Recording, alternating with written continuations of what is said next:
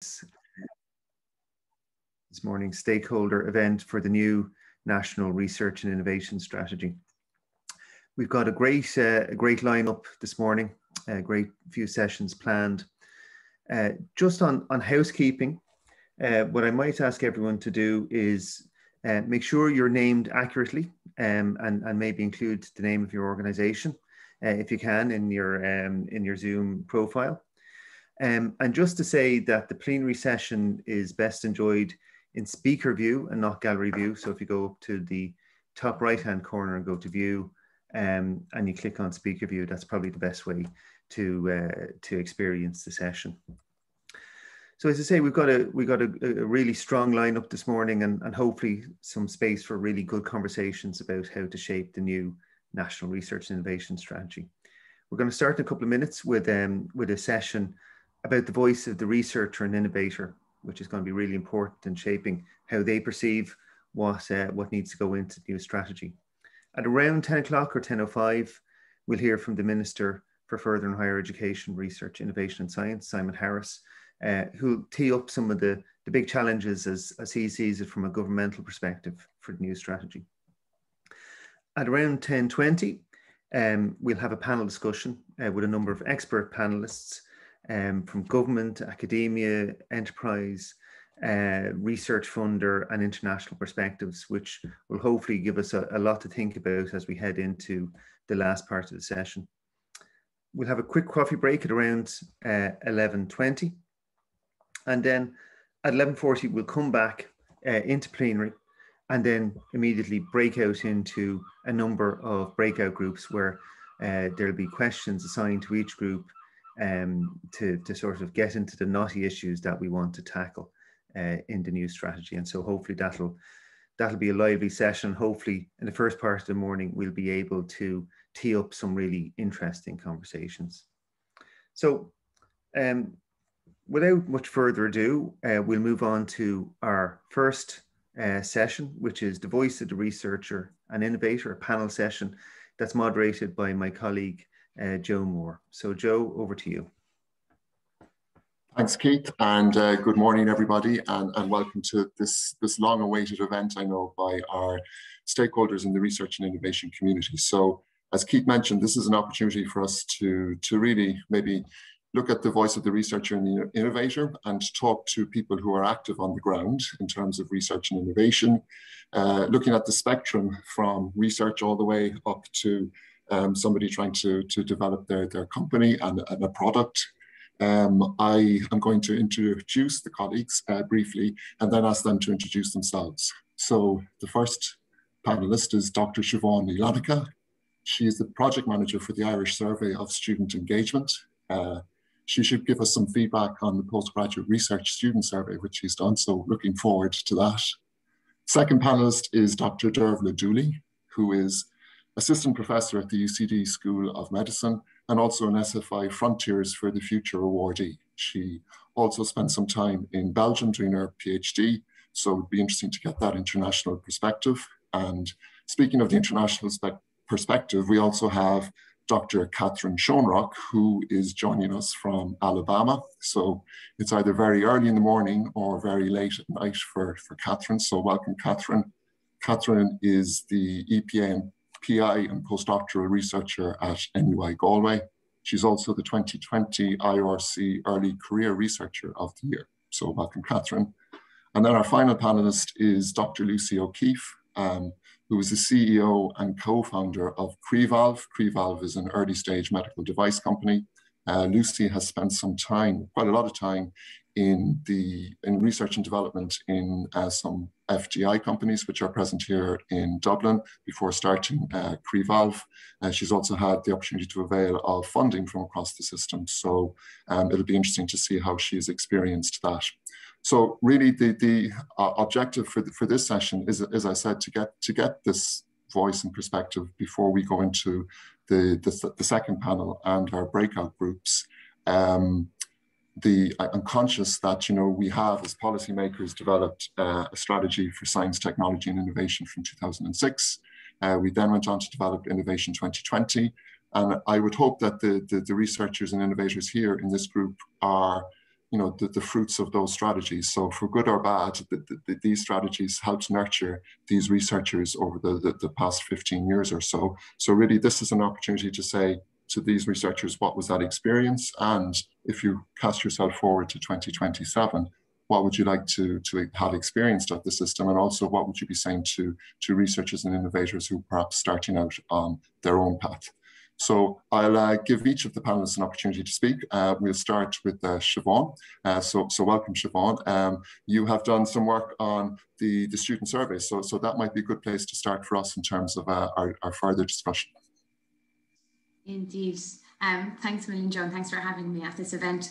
I'm a product of the Irish higher education sector. I haven't gotten my PhD in UCD, but for the moment, I'm going to focus on the results from pgrstudentsurvey.ie. So on that note, just to note that postgraduate research students are a vital group in the context of the National Research and Innovation Strategy.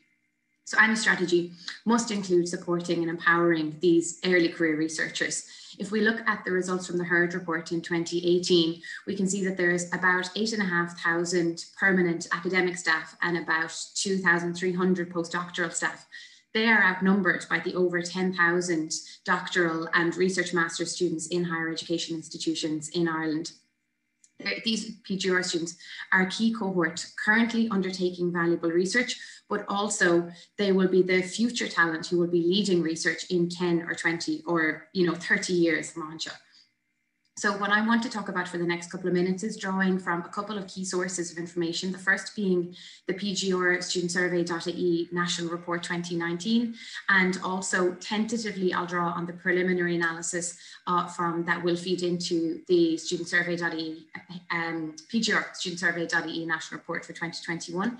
But I would also mention the results from the studentsurvey.ie interim results bulletin, which examined the impact of COVID-19 on PGR students, and also on two projects that examined the qualitative responses and qualitative data coming from pgrstudentsurvey.ie. And just on that note, one was carried out in Munster Technological University, and the second one as part of a collaboration between Trinity College Dublin and Marino Institute of Education. And that report, in fact, is being launched today as part of a social media takeover of the @StudentSurvey.ie Twitter and Instagram. So if there are colleagues who are active on social media, I would recommend that you head over there throughout the day today and engage with those researchers. But okay, so moving on. I would like to mention 4 or 5 particularly relevant results from pgrstudentsurvey.ie. And in fact, the first one I'm going to start with is the finding is the lack of difference where it might be expected. So that was in relation to gender differences. And neither the results from pgrstudentsurvey.ie 2019 or the preliminary analysis that we've carried out so far and the results from 2021 point to significant differences in the experience of PGR students along that dimension of gender. So while we know that those differences do emerge later on for later stage career researchers, I think it's really important to acknowledge that those differences don't seem to be prevalent for PhD students and Masters by Research students. So the new research and innovation strategy should look at ways of making sure that those differences do not emerge as these early career researchers continue and progress in their careers. And the second point I'd like to make is in relation to workspace and facilities, and the adequacy of the workplace and space and facilities has a significant bearing on the experience of PGR students. It could be in practical terms such as having a quiet room in which to write a thesis in, but it also has to do with having an appropriate space in which to learn to collaborate, in which to build up networks with other early career researchers, but also in which to kind of grow and develop as researchers in the company of more senior researchers. And this also intersects with research culture. So one finding I'd mention is that in 2021, 68% of respondents agreed that their department provides access to a relevant seminar series, but only 47% agreed that they had sufficient opportunities to discuss their research with other students and other researchers. Though I would like to note that this is down 15% on 2019, so COVID might have something to answer for there. But the risk of isolation and loneliness increase if PGR students feel like they don't have a network to participate in, and this isn't good for their professional or indeed their personal development.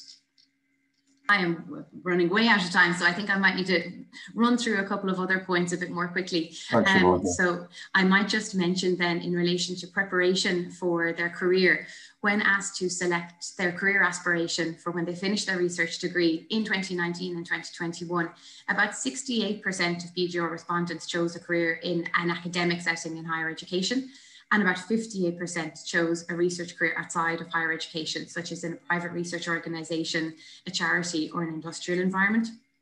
So I think there is definitely a point there about the expectations and how we're setting PGR students up with the skills and expectations to work in environments outside of the academic setting in higher education.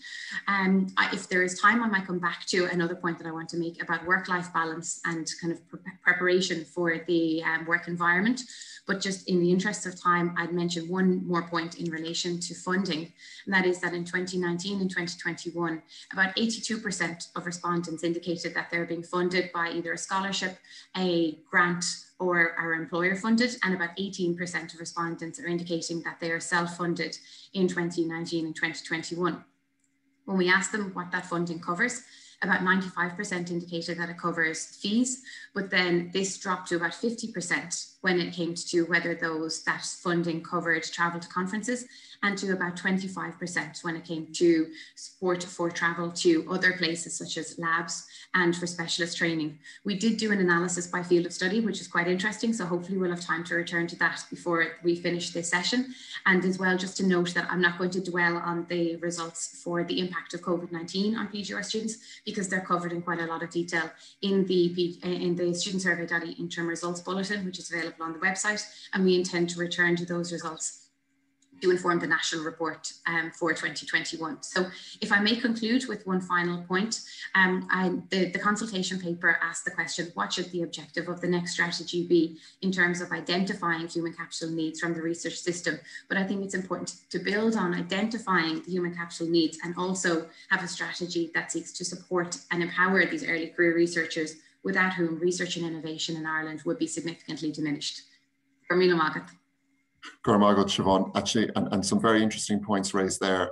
We'll see how we do on time, and in any case, we can share the link to the results of the survey with the participants here. But also, you know, the results of that survey will form part of our deliberations as we bring the strategy forward. So I might go to Dervla now, who is perhaps another perspective. And as I said, you completed your PhD in Belgium, but you're now back working in UCD.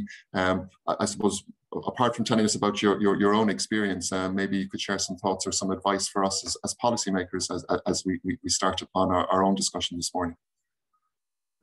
Yeah, sure. Thank you very much, Joe, for the introduction, and thanks for the invite to be here today. It's a great opportunity. So I suppose just a very, very brief background. I'm a Mayo native, and I did my undergraduate degree in NUI Galway in biomedical science.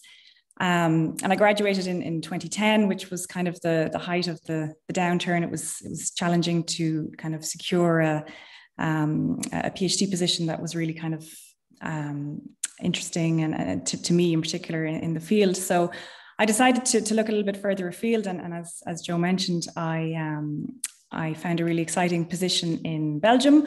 I'd never been before, so it was a little bit of a bold move, I suppose. And it was kind of an unusual position because it was a 6-year post. It was 50% research on the PhD and then 50% teaching. And so I had to learn Flemish for the teaching part, which was really interesting. I was perhaps a little bit naive about how challenging that would be, but it was a really great experience. I really enjoyed my time there. And I suppose kind of post PhD, I was a little bit torn, like many people are, on the direction of whether to perhaps go to industry or to pursue a career in academia.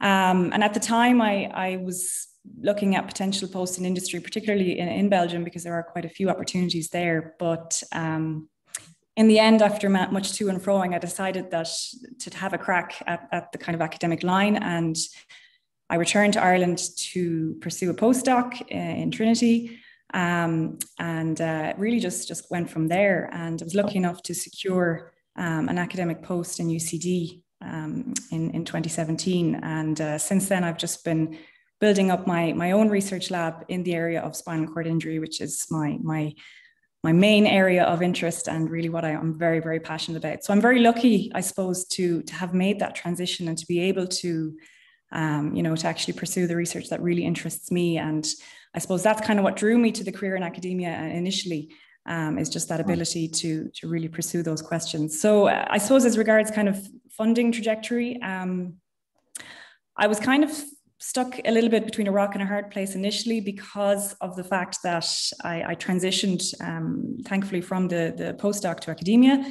But because I was that early career researcher, I found it challenging enough to identify calls that I was actually eligible to apply for as a PI starting out. So I wasn't actually eligible for, a lot of those kind of transitionary calls where you're the likes of Surge and that, where you can make that transition from postdoc to academia, but yet I wasn't experienced enough as a PI to actually apply for the more independent investigator calls. So I have to kind of thank the local funding at UCD and some of the internal supports that really helped me for the first year, kind of year and a half, the seed funding and the career development awards, to get myself off the ground. And then in 2019, the SFI Frontiers program was launched, which really was fantastic. So I think from my perspective, those calls supporting early career researchers, fundamental science, basic science, high risk, high gain projects, getting early career researchers off the ground and starting the team are really what I would love to see kind of, being the forefront of the future strategy. Okay, thanks very much, Dervla. And the move to Belgium is something that I think we would encourage for researchers. International engagement and international exchange, international cooperation is fundamental, and one of the foundations for good research. So it's great to be very good in Ireland, but we have to benchmark ourselves against the rest of the world. So thank you for that perspective. And I might turn to the IRC Early Career Researcher of the Year. So Catherine, welcome, and thank you for staying up so late or getting up so early. Perhaps you could tell us a bit about the work that you're doing in Galway, how you managed to get here to Ireland. And also I know that some of the research that you do, you also involve communities, local communities. So you have a perspective on citizen science as well. So it might be interesting to hear about that, because that's, again, something that we're looking at as we develop the strategy. Yeah. No problem. So I'm originally from California, and I studied kelp forests there and just kind of meandered around the world. I did my PhD in polar seaweeds communities, so worked in Arctic and Antarctic habitats. And then I kind of learned about the IRC postdoctoral funding and moved here to start looking at temperate communities and, kind of how they function as a proxy for what future Arctic communities might look like.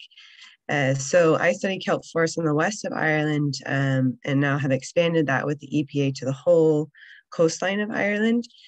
And to do that, we've actually had to do a lot of work building infrastructure for scuba diving, science diving at our university, but also kind of nationally, because it's not something that's really done a lot. And there's regulatory bodies for let's say commercial diving, but not necessarily science diving. And I'm kind of, I work a lot with citizen science groups, because that's where we have a lot of our information about natural history and marine environments. We have these people who are recreational divers, very interested in species, distributions, abundance, and just how seasonal patterns work.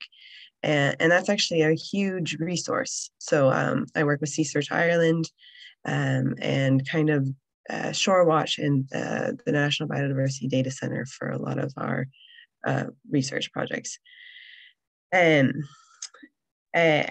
coming from an international perspective, I think Ireland is actually, it's been really nice to get funding here, because I think there's a lot of support from postdocs, but also focusing on marine communities, seaweeds as well. So we've been very lucky to be funded by the EPA, but I know that there's a lot of new calls kind of coming out with the IRC that would be great opportunities for somebody potentially in my position. Although I do think that this is across the board internationally, it's very hard for postdocs to transition to that permanent position because often you're writing funding for your own paycheck, and you cannot be a PI necessarily with an institution and be paid off a grant that you run. So it's kind of a double-edged sword to be in a position like me where you're very research focused. You need to find something permanent, and it's just very difficult at the moment, anywhere in the world, I think. Yeah.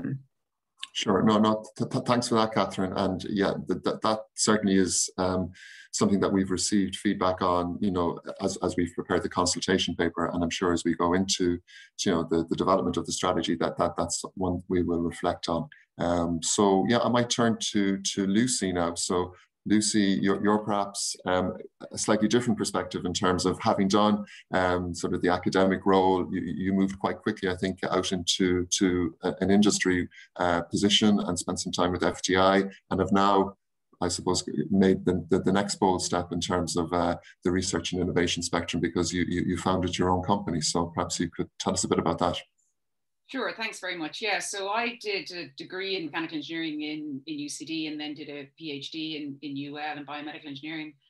I was lucky enough that at least was reasonably funded, and I know Siobhan mentioned probably some people didn't get you know, funding for travel. I at least did within that. Got to spend 3 months in Georgia Tech, so I suppose maybe one of the lucky ones. Wasn't a lot of funding, but certainly managed to support that. And yeah, I guess I pretty clearly decided I wanted to kind of experience the industry side of things post the PhD. So pretty much up in 2 weeks after my Viva, went and started a job with Medtronic in R&D. So I suppose I kind of used that technical side of things and went into kind of the industry side of things, which, you know, I think does adopt, you know, with significant portion of kind of researchers who kind of have that detailed research background. So I spent about 10 years in multiple different kind of medical device and life science companies, pretty much leading kind of medical device development programs. I kind of moved more from the technical maybe to the more kind of management side of things, and got great experience. And then in 2016, I was kind of making, you know, a decision to maybe think about moving more into the startup environment. And actually someone who I'd met during my PhD, a lecturer who's now in Trinity College, Bruce Murphy, reached out to see if I wanted to get involved in a project that was kicking off in Trinity. So the device that we're developing is a device to repair one of the valves in your heart without the need for surgery. It was invented by a cardiologist here in Ireland, and Bruce and Martin had secured some commercialization funding from Enterprise Ireland, which is a great program, to kind of do some early stage research in that within Trinity. So I suppose we're a bit of an unusual route where we kind of joined Trinity as researchers for something that had maybe started more in the clinic, I guess. And as I said, supported by Enterprise Ireland. And then we also secured some funding from EIT Help. So spent about 2 years in Trinity in a lab that probably, you know, is doing a really good job of translating research into kind of practical applications. I think there's kind of at least 4 medical device startups that have spun out of that group. So very much focused research in terms of taking it to the next stage. And then we spun out in 2018, late 2018. And so it's now, we've a team of about 20, it keeps growing. We raised about 10 million to date, half of which has actually come from some of the Horizon 2020 European grants. So continue to kind of be supported both through kind of private equity, venture capital funding, and also some of the other research mechanisms, and are currently kind of proving out our technology through clinical trials. So yeah, so I suppose an example of how you can kind of start in academia, go back to industry, go back to academia, and back into industry. And actually now looking to kind of do some more collaborations with academia in terms of through the DTIF program, we're working on application that, and actually looking to do some research with the lecturer who would have supervised my final project. So you kind of come full circle. Okay, thanks very much for that, Lucy. Now, we have some time for a brief discussion, but my question to all 4 of you is, it sounds as if you had a good experience of the system, or having a good experience of the system. So sometimes I think we're very self-critical, but you know, for sure there is scope for improvement and further development, and really that's part of this this new strategy development to see, well, where do we need to provide additional support? What do we do well and that we need to continue, but what aren't we doing, and what do we need to further develop? Given your different experiences of actually going through the system, and also perhaps your experiences of other systems, is there one piece of advice that are pieces of advice which you would give to these very august policymakers as we go into our breakout rooms later this morning? I don't. That's maybe a bit unfair. Would I ask Dervla? Do you have advice for us?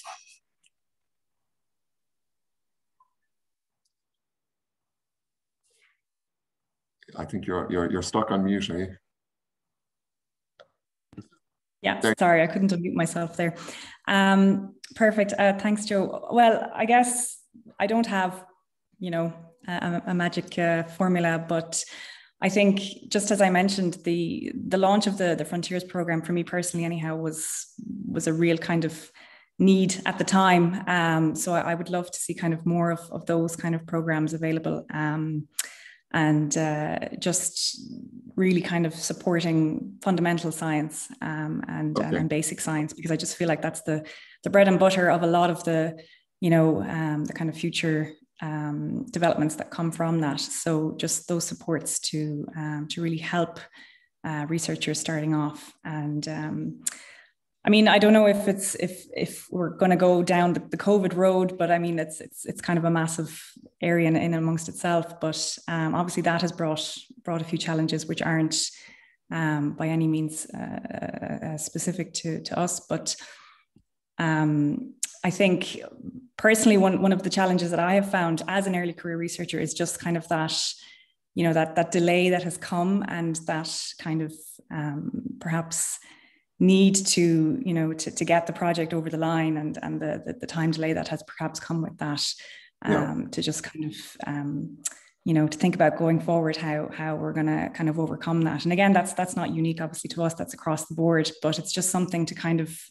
perhaps be aware of, I think, particularly from the early career researcher perspective, who don't have a whole load of grants perhaps to fall back on. You might be kind of relying on one or two major ones, and it's, you're starting out and you're trying to really deliver at that moment in time. So that's just from my perspective, something that is quite challenging at the moment.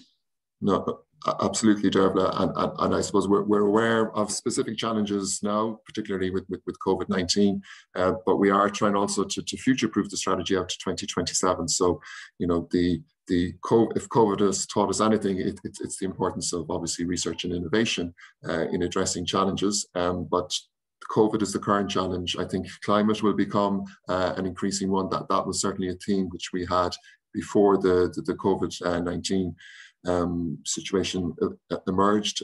Digital, I think, is going to be a big challenge for our societies as well. So, those themes I think are coming out in our early studies, but it's how we address those challenges using the power of our researchers and innovators. So, I mean, Catherine, that might be something which you might be more familiar with, just in terms of the environment and climate. And do you find that there is enough support, enough awareness of the need to do research, but not only to do research, but to help change people's behavior and attitude in order to address climate challenges?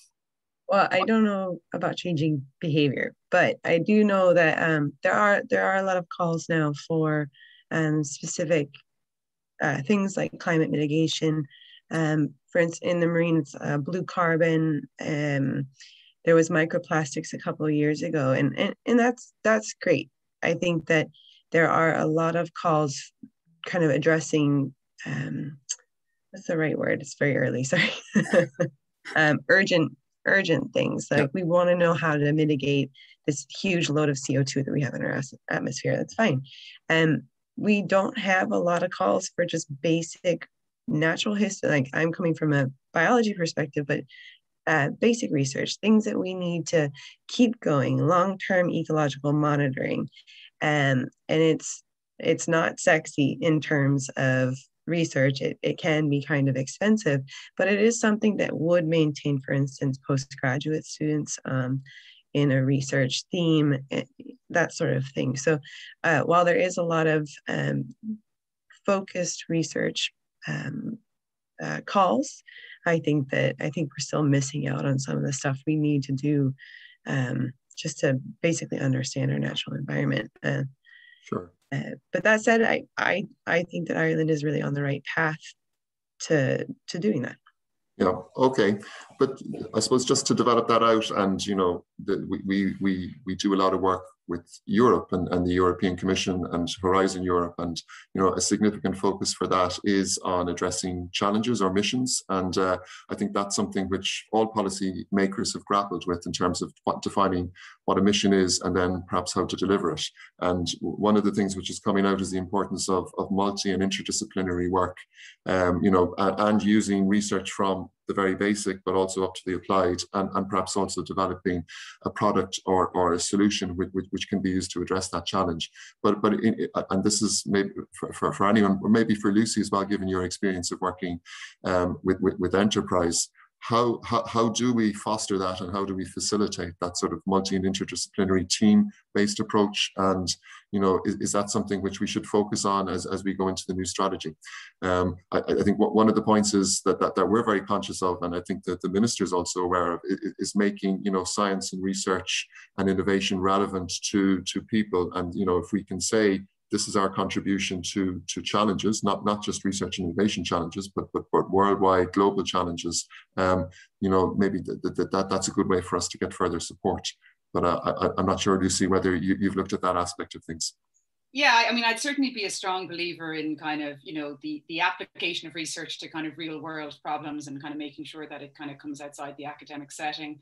I mean, I think the benefit of that kind of is multifold, both in terms of probably the amount of people then that can benefit from it. If you look at, we started with 2 researchers in Trinity, and we now have a team of 20, most of whom are highly skilled, really developing their careers in the back of, innovating a highly novel device. So, you kind of then can expand that impact, bring in private money to do that.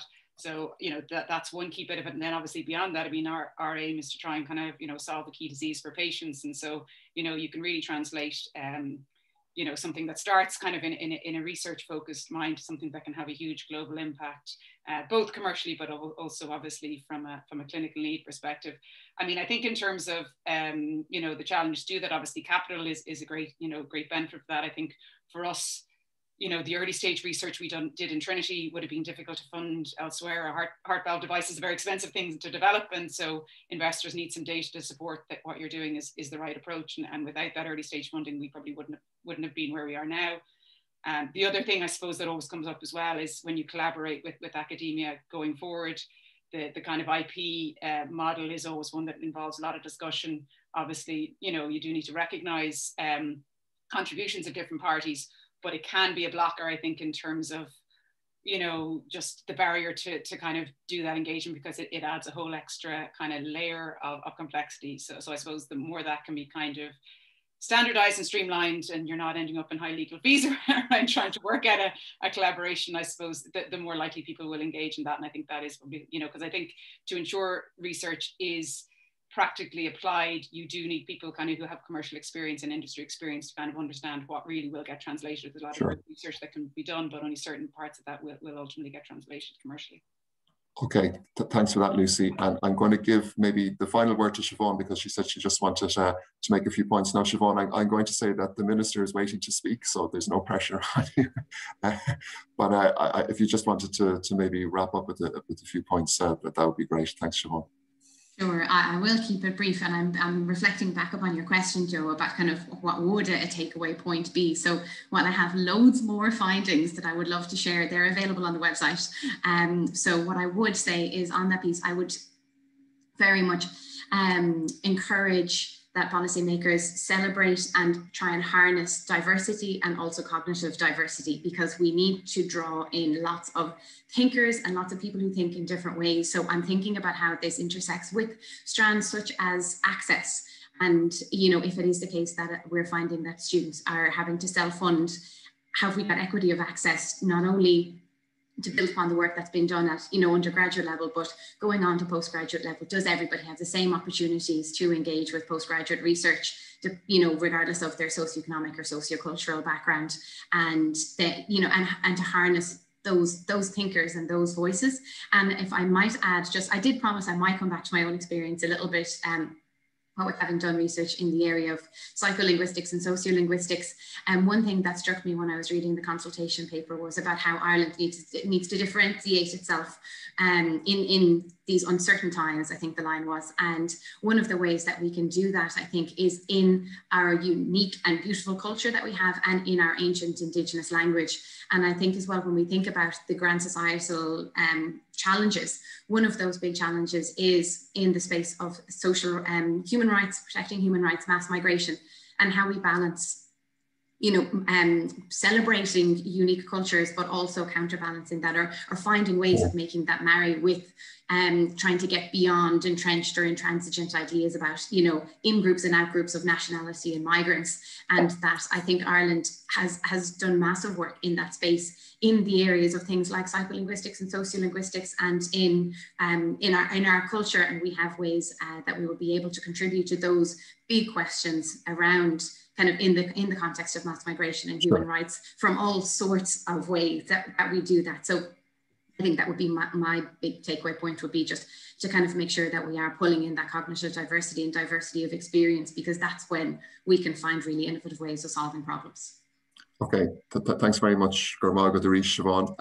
And also thank you to all four panelists for participating. We really only scratched the surface of what we could talk about, but I think perhaps the idea is to provoke thinking amongst the rest of the participants on this call, and perhaps give or confirm the insight that the range of issues is quite significant.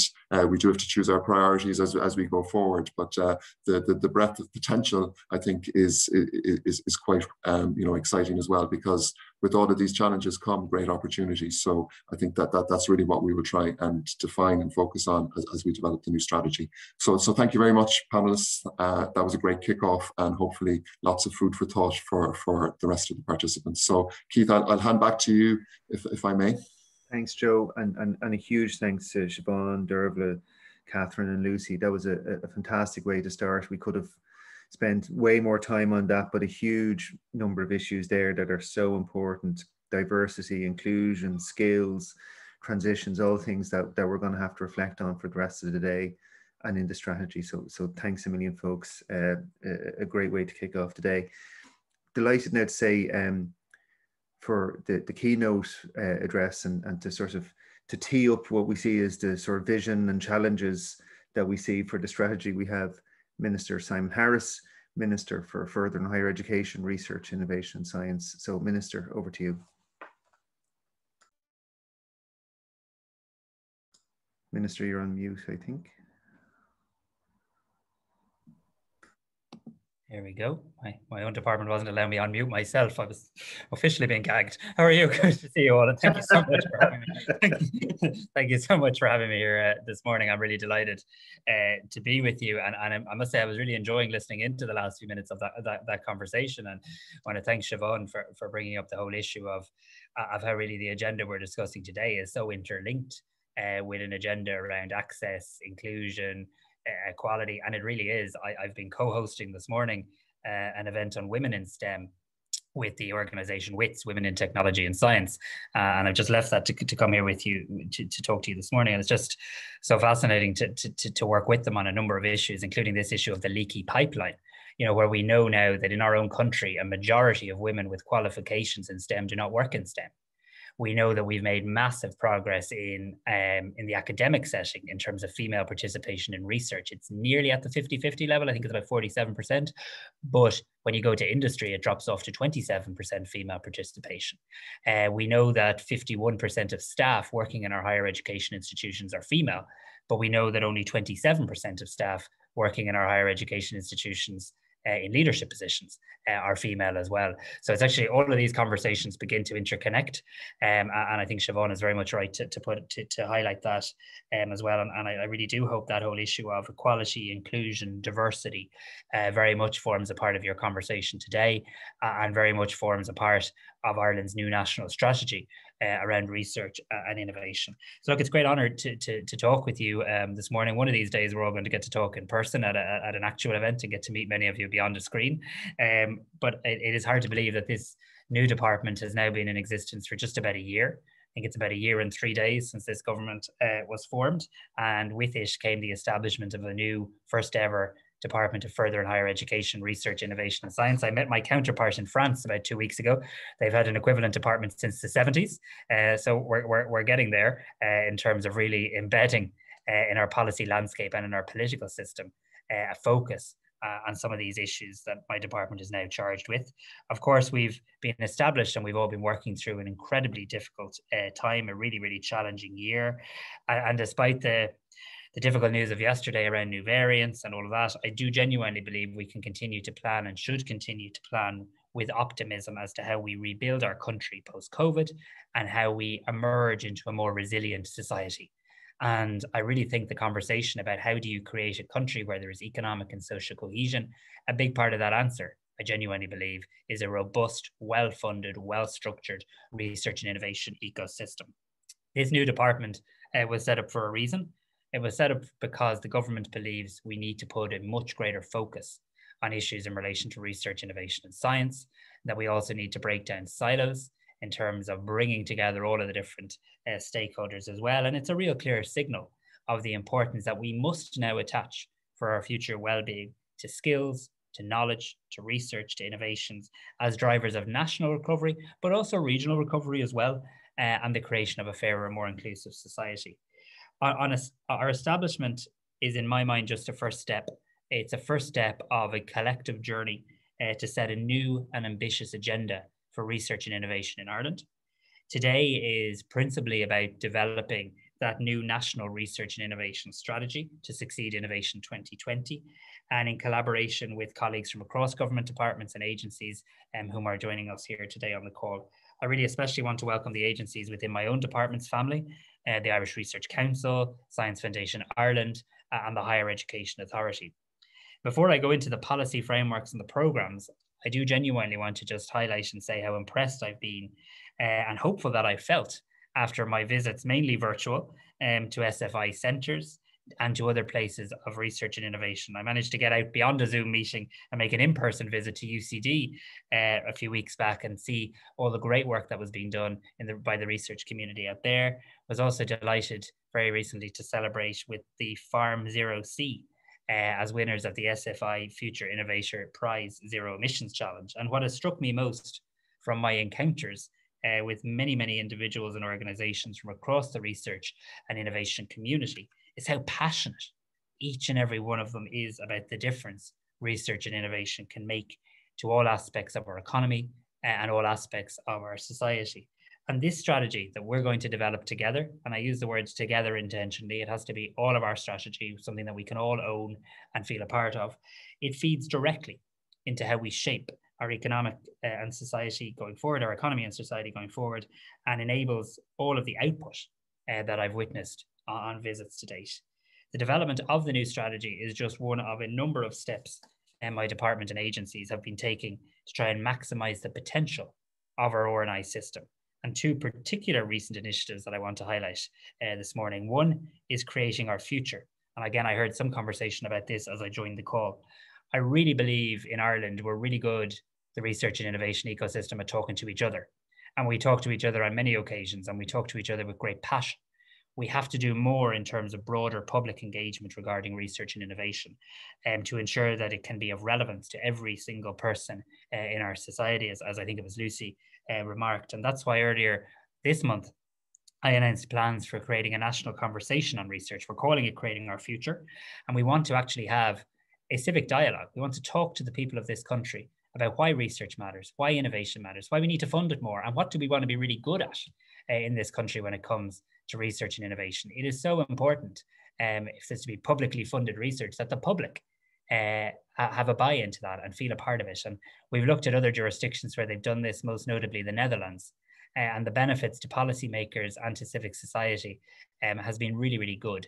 And I hate that hackneyed phrase, once in a generation, but I do actually believe it may be true when it comes to this, that for the very first time in a very long time, People around the kitchen table, around the dinner table, on the couches at home, they're talking about research and innovation in terms of how do we get out of this pandemic. And I think we have a captive audience now, if I may use that phrase, and we need to look at how we can harness that. We've shown you how research and innovation can help get out of a global pandemic. How can research and innovation now help address some of the other massive challenges we face, be it around climate, housing, digitization, aging, how we live, how we work? So that Creating Our Future initiative, I think, is a really exciting and important way of bringing research and innovation out from institutions, out from enterprise, and actually into communities, and perhaps into places that aren't traditionally as involved in the conversation. The second initiative, just to highlight, is the National Recovery and Resilience Plan. And this has been a €225 million investment for further and higher education and research under our Recovery and Resilience Plan. I'm really pleased to say it includes very significant funding for research and innovation through what we're calling the National Grand Challenge Programme. I'm excited because I think this will foster a new approach to collaboration, bringing many government departments, many agencies, many institutions together to fund initiatives that will seek to find solutions to some of those key economic and societal challenges that I've referenced as well. And again, I hope to be able to follow this on with an announcement about further Grand Challenge funding on a north-south basis in the coming weeks as well. During my meetings with you and other members of your community, I am aware too of the significant expectation that you now have with regard to the difference that a new department can make. There's no point having a new logo or a new letterhead if we don't make a real and meaningful difference. So I don't want to just tinker around the edges. I want to work with you to really build a research and innovation system that we can be so proud of in our country, including the importance of delivering on an ambitious and challenging policy agenda, be that legislative reform, adequate and sustainable funding of higher education, developing this new research strategy we're working on together, and working across government to support our economic recovery, and making sure that we embed within government that very clear view and understanding that research and innovation is key to our future economic and societal well-being. This pandemic has to have been a turning point in our national approach to research and innovation. We've seen what science can do, and right now it is literally vital to our survival. Over the course of the pandemic, we've seen some researchers become household names. Globally, scientific research has mobilized in an unprecedented scale to respond to this challenge. So it is time to grasp that opportunity. And I want to share with you a quote from our Economic Recovery Plan, which I'm proud does clearly show the importance we now intend to attach to research and innovation, because it says, innovation, collaboration, and knowledge are a cornerstone of sustainable growth models and a prosperous renewed economy equipped to excel in a changing world. The education, training, and research sectors will be supported to shift up a gear, to rise to the education, training, and research sectors to rise to the challenge. That level of ambition, which places research and innovation right at the heart of our national approach, must be the starting point for our new strategy.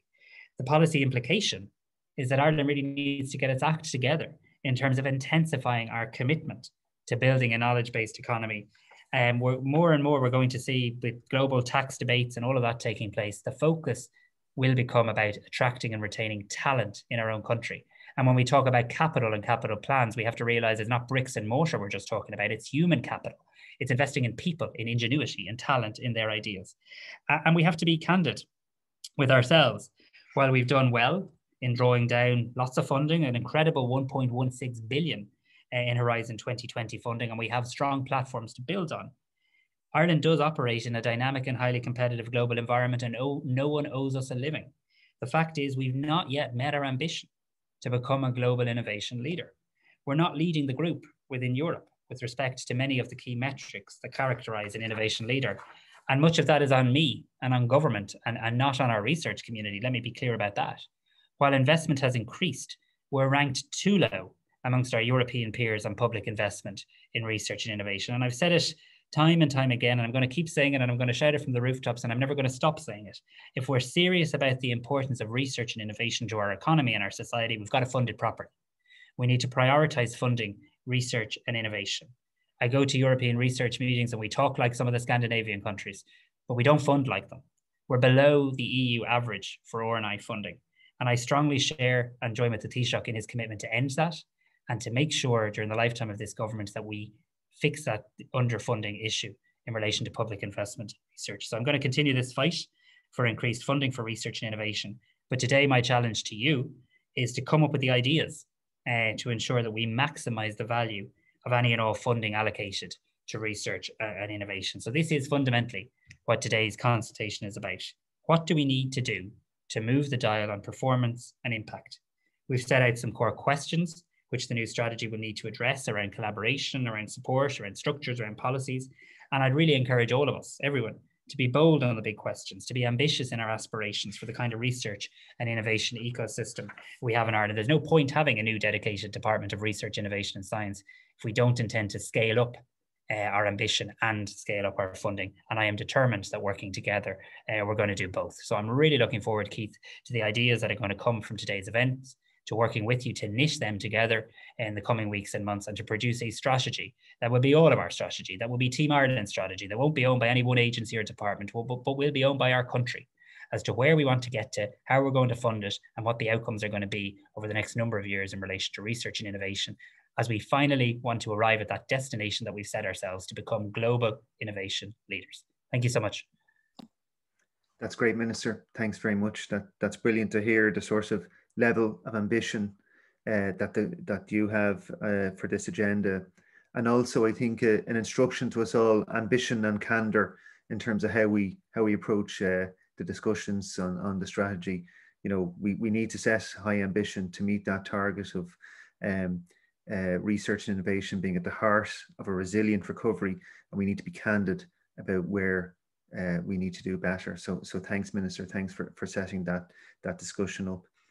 We're going to move now into the panel discussion, and just to say, in terms of housekeeping at the outset, if you want to use the chat function to direct questions, and you can direct questions at the account, it's going to be renamed Q&A. So there'll be a Q&A account, so you can submit your questions there, and we can put them to the panel.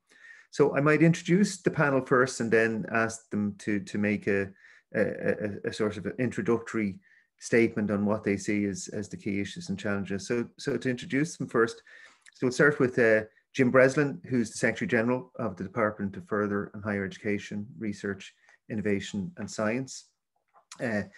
Jim is also my boss, so any hard questions I'll be directing to Jim first. Dr. Jennifer Brennan. Jennifer is the Director of Research, Development and Innovation at the Technological Higher Education Association. Any questions that are just below that hardness level, I'll give to Jennifer. Professor Jim Livesey. Jim is Vice President of Research and Innovation at NUI Galway, and he's the current chair of the IUA Vice Presidents and Directors of Research Group. Just wait for Jim to join in there.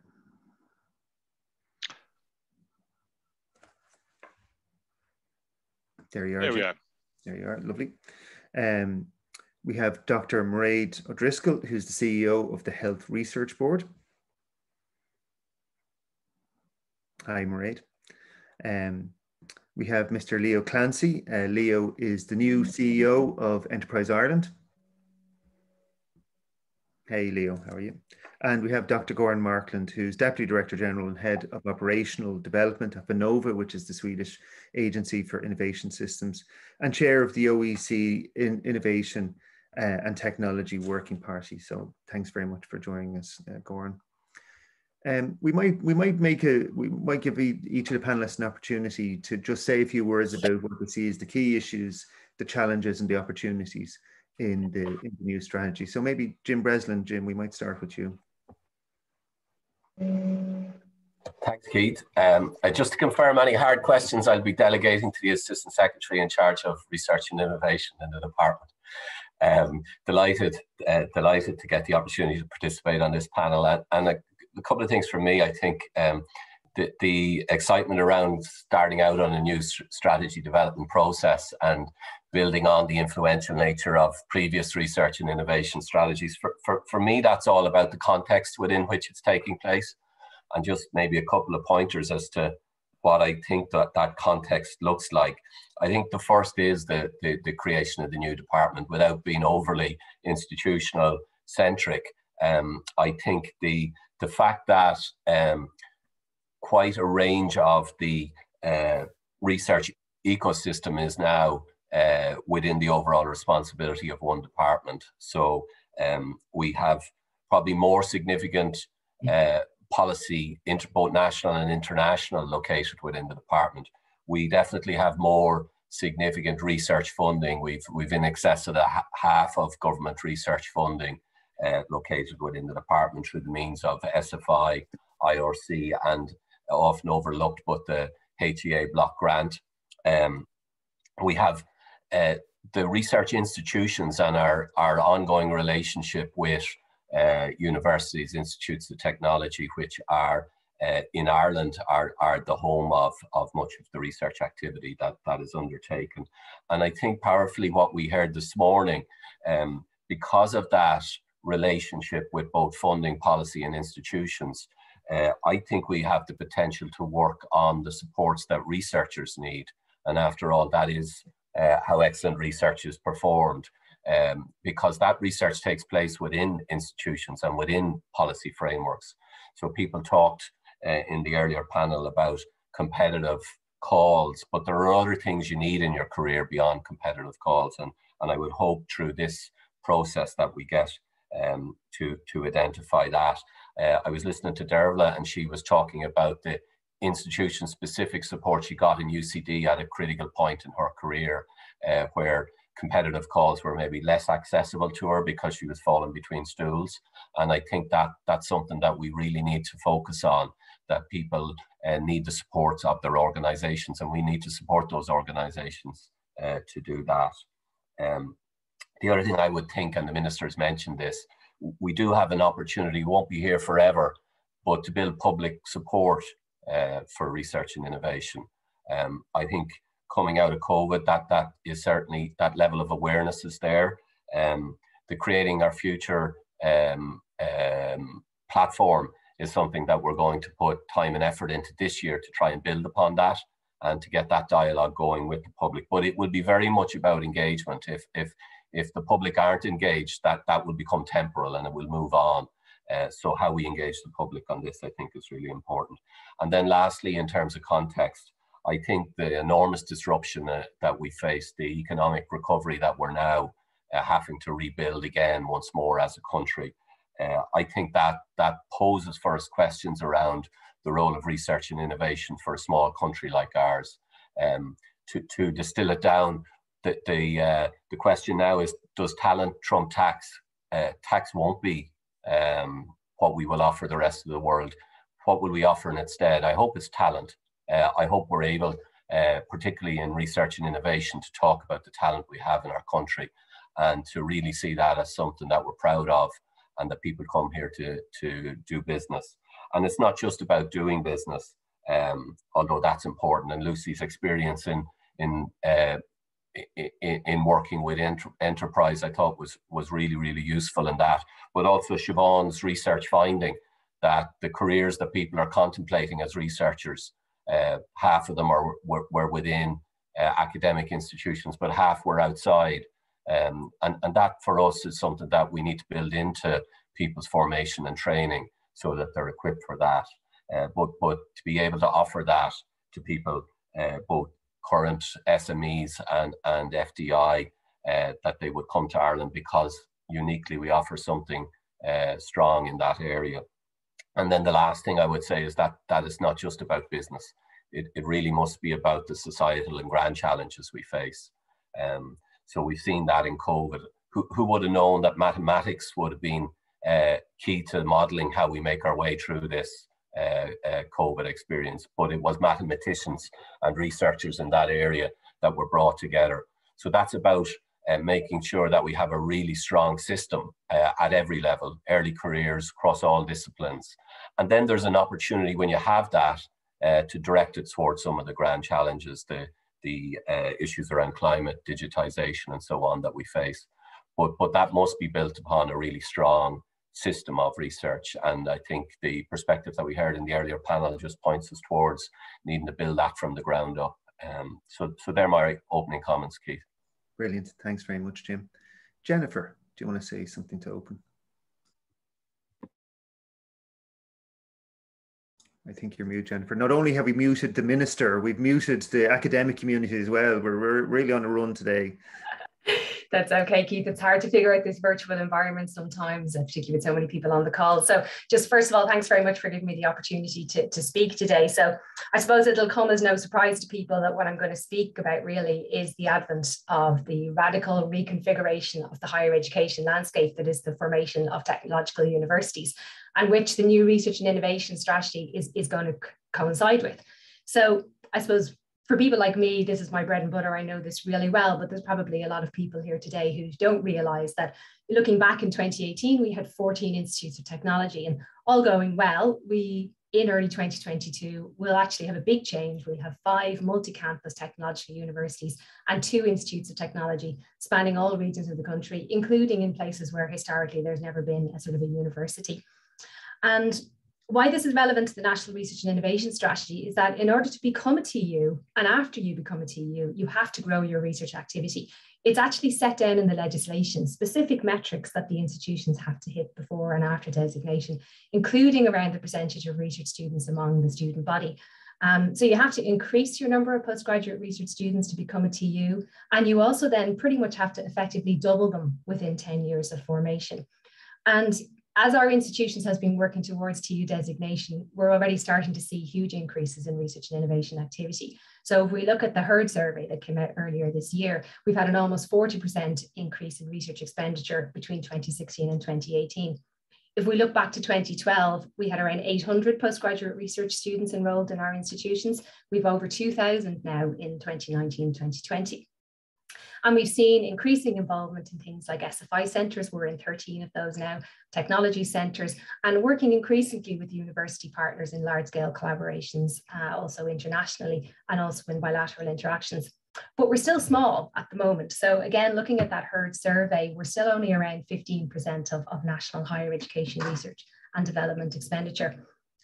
But during the lifetime of this new strategy, the TUs and IoTs are going to be in a huge growth phase. And I suppose while the department might not want me to talk about money today, I was very heartened to hear the Minister's affirmation that we need to spend more if we're really serious about research and innovation. Because simply put, our current national investment will not be sufficient to incorporate the growth of TUs and IoTs in research and innovation. So we can simply divide up the existing pie in different ways without disadvantaging absolutely everyone. And while people might say, well, you know, national research funding is not the only place to look for money for research, we've actually done really well in Europe. So about 40% of our research funding comes from Europe. And EU funding for me should never be a replacement for national funding. And I worked in EU funding for many years, and the EU would see it that way as well, that it should complement and enhance what's already going on at national level. And we already struggle with national funding. So we need to see that pie increasing. And actually in recent years, we've also seen a real openness in our national funders to talking about how they can make it more accessible to our particular sector, understanding our particular needs. So for me, I think we have a real opportunity now to get the balance right between our core funding, and Jim mentioned the block grant, which is multi-annual and allows you to plan forward, the competitive funding that you can win nationally and internationally, and in the case of the TUs, the capacity building funding through things like the TU Transformation Fund, which the department is offering. And that's where I suppose this research and innovation strategy has to interface with our overall higher education policy and strategy, and why it's so good to have it all in the one department now, because you can get that holistic picture. And I'm just going to conclude by talking a little bit about the role that I feel the TUs can play in our national research and innovation ecosystem. For me, it's all about a strong role in economic and societal development, particularly in the regions. And that's linked to a history of partnership. And we showcased this last year in our TIA colloquium, with which Jim and the Minister participated in. We've got a big focus, as I said, on international collaboration. We're bringing that international expertise into the region, working with the existing universities through centres and also bilateral arrangements, and really working very closely with industry community and the public sector in the regions in which you're established. And that's part of an overall holistic approach to external engagement, which covers everything from teaching and learning, workforce development and curriculum development, research and innovation, and really importantly, supporting entrepreneurs and the creation of new companies in those regions, and providing educational opportunities for people in their regions. And these claims are backed up by the figures. So if we look at KTI's annual reports, over half of the research consultancy, collaborative research and innovation voucher work with industry is done by our members, and about 25% of that with non-commercial organisations. But I wouldn't want people to think that we only do applied research. Because when we look at the figures, we're actually doing research across the TRL spectrum. According to that HERD survey, about 30% of our research activity is actually in basic research. But because we have a history of strong external partnerships and working with external partners, it's kind of always with an eye on putting knowledge to use. So if I look forward to 2027 and the end of this strategy and what I might like to see achieved, for me, I would like to see the technological universities and IoTs recognised as big players, major players in the national research and innovation system. And I would love to see our national share of higher education expenditure growing from 15% where it is now to a much larger share, perhaps 25, maybe even 30%, being really ambitious. So I'm going to close off there. I do have some thoughts on structure and ideas for the strategy, but maybe we can get into those in the overall discussion. So thanks very much. I'm looking forward to the rest of the chat. That's great, Jennifer. Thanks very much for those insights. Jim Livesey. Jim, do you want to say something now? Good morning, everyone. It's a real pleasure to have the opportunity to speak to everyone. And forgive me if I look up, it's not that I'm looking for inspiration from heaven. I just have my other screen above me with my notes on me. So I have two things I want to say. Very much coming along with the answering the question I think that the minister posed. You know, what difference are we making? What's the point? I want to talk a bit about the strategic context. Then I want to talk about some strategic responses to that context. So the key thing I want to put in is a vocabulary to discuss, to characterize some of the characteristics of our moment that I think are already in play. We're moving from a point at which strategy addressed risk. That was our 2014 strategy, where there was identifiable risk, to uncertainty, right? And as those of you with a bit of economics might know, uncertainty is one in which there are wicked problems where there are multiple equilibria, right? And it's unclear exactly what agencies are going to work. We are now, in terms of research, development, and innovation, looking at a series of challenges: the fourth industrial revolution, the digital transition, the energy transition, the green transition, the challenge to the boundary between the natural and the human, which is posed by the biomedical revolution, which puts in play social democratic understandings of access to healthcare, right? All of that is coming at us at exactly the time that the geostrategic world is moving around, and we have international finance stabilizing around new tax regimes. Under those conditions, your research and innovation system moves to being an existential element and a load-carrying element of your national survival, right? So what we're looking at is transition and transformation. And I would remind you, we've run this experiment before. Ireland during the Industrial Revolution did not deploy, and let's not get into causality, did not deploy the resources it needed. Therefore settled into it had a catastrophe, and it settled into a suboptimal equilibrium that lasted 100 years. Right? So we have an understanding of how research and innovation structures can lead to success or can go the other way, right? And frankly, research innovation is more important now. Human capital, as was rightly said, is more important than capital was back in that first transition. Therefore, challenge models impose themselves, right? The 19th century organization and disciplines responds to that first transition. We need to be able to get ourselves together to get to the transition we're going to. They're institutionally transformative, and they will pose enormous stress on our institutions, the RPOs, the HEIs, the UTs ourselves. We're going to have to do an awful lot of innovation. I think we look forward to that challenge. The second thing is, once you accept that transition model, you recognize you're going to be faced with institutional innovation. The specificity of the innovation systems you need, and precisely again, how do we get human capital into our innovation system? How do we get that really rapid flow of information and agency and entrepreneurial activity all the way from the most recognized levels of research right down to new products, services, and experiences. And the experience economy is a big thing. So all those things are really, really important. I want to point to one thing that I think we really need to pay attention to. There's a missing element. We have lots of the good things we need to do what we need to do in terms of this transition.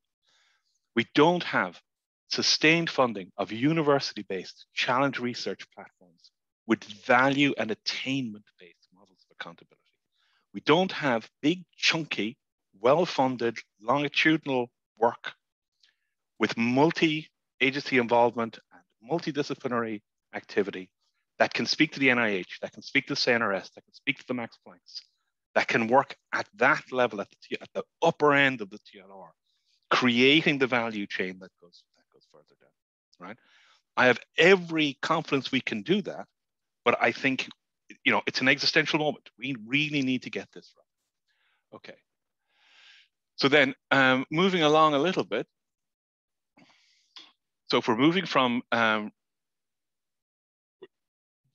you know, like that's very high level. Can we bring it down a bit? Yes, I think we can. We've all identified the funding gap. We know it's there. There are two of them, actually. There's a national R&D spend. We're all aware of that. And there's the cost of research in RPOs that we're not getting full economic cost, that we need to have a sustainable model. I think that's an opportunity because we have headroom. In most other places in the world that are having this discussion about how do we strategically respond to the uncertainties of a transition moment that we know is coming and we can identify the elements of, they're having to stop funding one thing to start funding something else. They're having to move resources around. We have headroom. We can innovate without it costing, without it hurting us, right? And I just want to then say, well, how do we do that? I think, and we've had some great conversations at VP Doors with this. There are 4 functions we need in order to be able to do that. We need an agency, we need something that determines national long-term goals. That's a democratic responsibility. That sits in the political side. That is not for researchers to define, right? I'm sure we have a voice, I'm sure we, you know, but the kinds of public consultation and the kinds, we're a republic, we have a democratic, we have popular sovereignty. We're not a technocracy, nor should we become, right?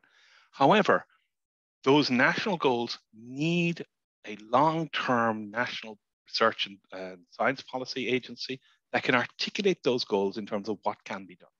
There's that proper articulation between the political, what the settled will of the people is and what is actually doable, right? Then the funding agencies, I think, with that kind of strategic direction, the particular mission of the funding agencies, in whatever configuration we decide they should go, gets much easier to do, right? And you get less balkanization.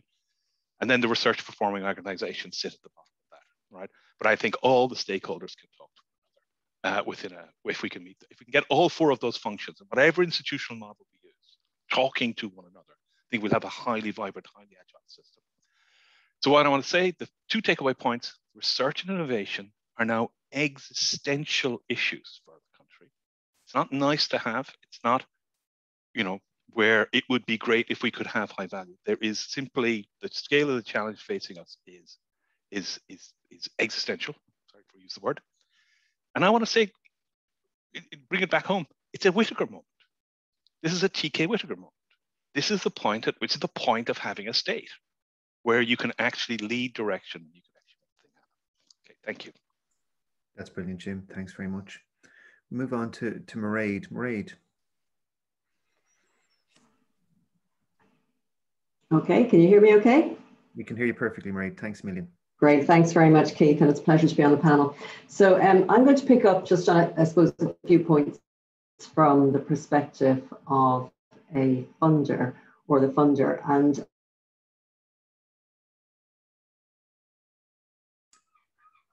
I suppose it's interesting, you know, at the outset, of course, we're thereabouts. So HRB launched ours earlier in the year, as did SFI. And I suppose related back to what Jim was saying there, those strategies that developed. Mairead, we're losing you a bit. You're going very much with our own. We really need to. Sorry, can yeah, you hear me Mairead, okay? maybe do you want to try and turn off your screen? Maybe we're losing you a bit. you want to try now? Okay, I'll try that. Yeah, that sounds a bit better, Mairead. Yeah, I was just, that better? Okay, so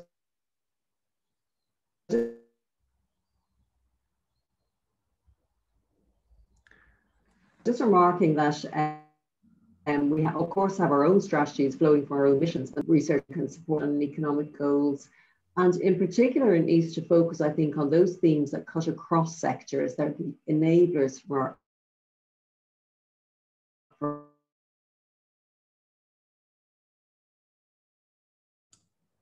Right, I'm sorry, we're losing you. The connection isn't terribly strong, I'm afraid.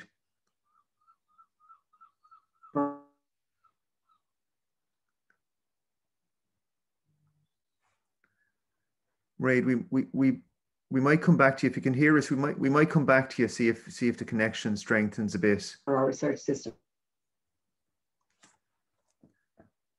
Right, I'm really sorry. We're finding it hard to hear you. Unfortunately, no Zoom meeting or seminar is complete without the obligatory connection failure. So we'll come back to Mairead.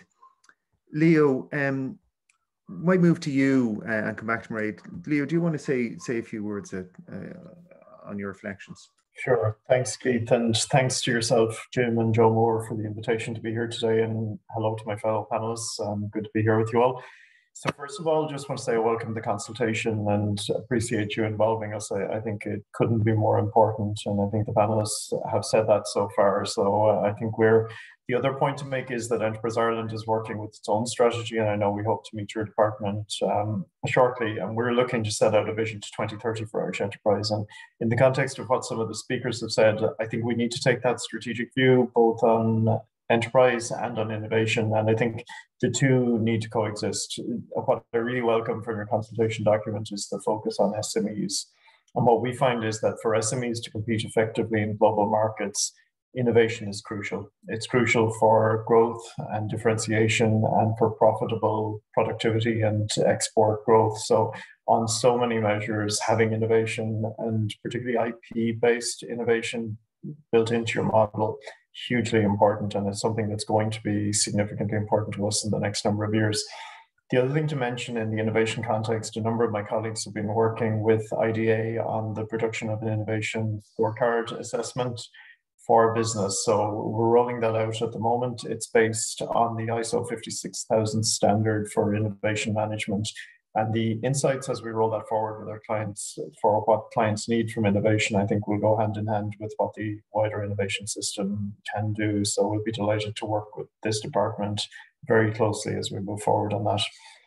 The other thing I welcome from your consultation is the regional focus. I think it is crucial. We support companies in every corner of Ireland. 65% of employment in Enterprise Ireland companies is outside the Dublin region. And I've been talking even this week to companies that are, as they characterize themselves, in rural villages, and I think having innovation capability in all corners of the country, very important. Jen mentioned earlier the focus on capacity building in the regions through the technological universities, through the IoTs. We share that ambition. We already fund, as you'll know, the technology gateways, and we see that as a really important continued investment, that there would be that technological university, as well as the focus, of course, on our eminent universities in the major urban regions. We have to make sure that innovation is available across the island. Talent and skills has come up from the Minister, and I think, Jim, you put it very well, Jim Breslin, earlier, in terms of the relative importance of talent and skills. It could not be more important in the research sphere, but in general, that we have talented people available to industry as well as continuing research careers. So that's certainly an ambition we also share with you. Possibly most important, and Lucy on your earlier panel put this very well, is that we have effective systems for technology transfer. And Lucy spun back into university setting. We would hope that over the course of our respective strategies, we will see maybe the next unicorns emerging from the Irish research ecosystem, and that it becomes easier for Irish researchers to start and to spin out companies. I think we're probably slightly relatively under strength in terms of spin out activity, and getting more and more of that excellent research commercialized spun out into the next Leaders for Ireland is very important. So the last thing I want to do, and I'll keep these comments brief, but the last thing I want to do is thank colleagues in the department, across the university system, and everyone who works in the innovation ecosystem in Ireland. We've talked a good bit about challenges so far among panelists, but actually what we need to recognize is that we are so fortunate to have a collaborative and connected island, to be able to talk to one another in settings like this and in day-to-day settings. And that's a real underpinning factor that gives me a lot of confidence that research and innovation will continue to drive more and more aspects of the Irish economy. Thank you. That's brilliant, Leo. Thanks for those comments.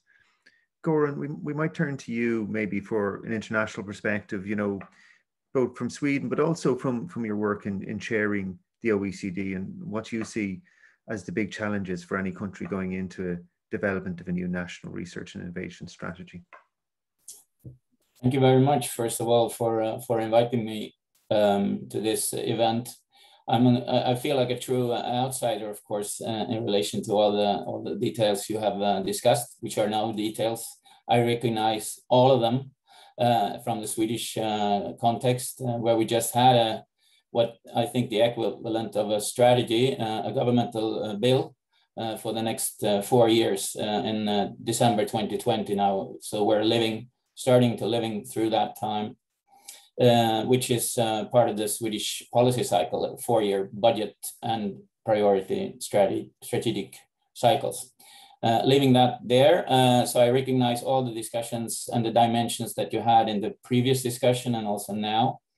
But what I would like to start with anyway, without, I think, I hope not sounding simple-minded in any way, leaving out all the details of the research system and the SMEs and all those kinds of things, which are extremely important. Starting instead, I think I'm chairing the TIP, by the way, in the OECD, not the OECD in a wider sense. TIP is the Innovation and Policy Working Party underneath the Committee for Science and Technology Policy. Which is an interesting story in itself, because things have changed quite dramatically after the COVID-19. So now the agenda for those activities have changed. And starting out with, I think, starting where I think Professor Leifsey talked before, and I tend to think of it as we're in a perfect storm of systemic challenges, actually, which are not well understood, I think, and not well, I think, arranged for in policy, which is difficult because it's truly systemic, which needs systemic policy making. And we don't have that ministry, which you have now just created, as I have understood it, which I think is a very good step, because it's difficult to deal with things across policy domains. And in the Swedish context, by the way, where the agencies underneath the ministries are those who are actually doing the activities, but not only the activities, but also much of the strategic design. So, but anyway, we're in that perfect storm, I think, which means that the main thing we're discussing now, I think, in the OECD and in Sweden, although we don't have a recipe, is how we generated the true systemic directionality in the system towards setting the goals, bold and ambitious goals, where we actually address those really difficult systemic challenges like climate, health, elderly care, which showed to be extremely systemic vulnerable in the wake of the COVID-19, which no one had prepared for, because this is not what you prepare for in our system. But you need to do that. And there are more. We can add them to that list. So how do you get that? And I think there are many, interpretations of missions, but I think it's somewhere there. How do you get that directionality in the system where you really do find ways of solving systemic challenges? And by that, you're also generating the competitiveness basis actually for the future, because the demand need to and should absolutely increase for those kinds of solutions because they are global or the challenges are global. So that's what we're working on. And I think what has now emerged in the packages in many countries, which we have looked upon in the OECD, but also at Vinnova, because we need to understand what is going on elsewhere. The packages are not only the recovery packages as required or asked for by the EU, but many countries outside the EU and inside the EU have actually launched already in 2020 and now again, quite substantial packages for recovery and towards transformation, actually.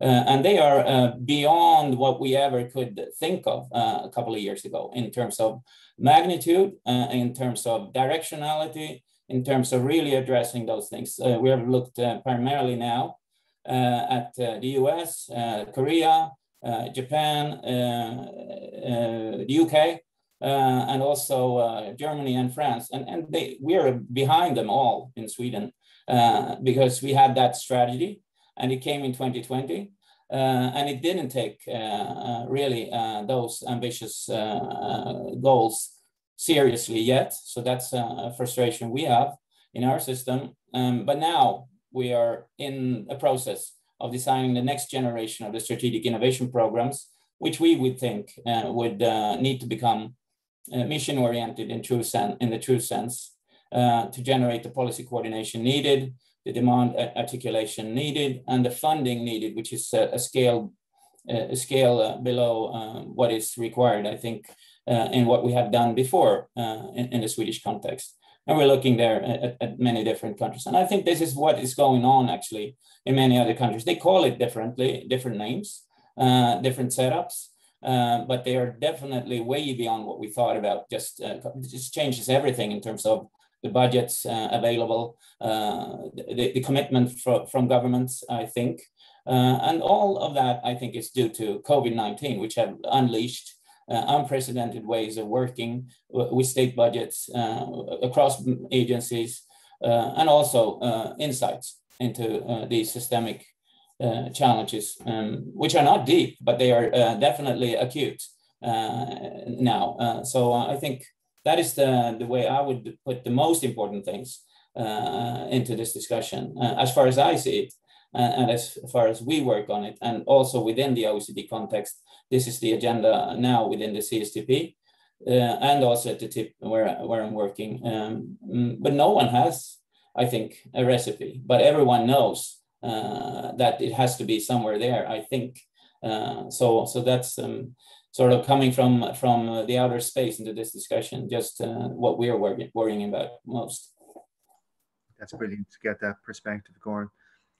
We might try and bring in Mairead again just to see whether we might have more success. So I'll just see if Mairead is online. So we'll see whether we can get Mairead back in. There you are. We can see you, Mairead. That's the start. So can we hear you? That's the critical test. So much for coming into the office, Keith. Yeah,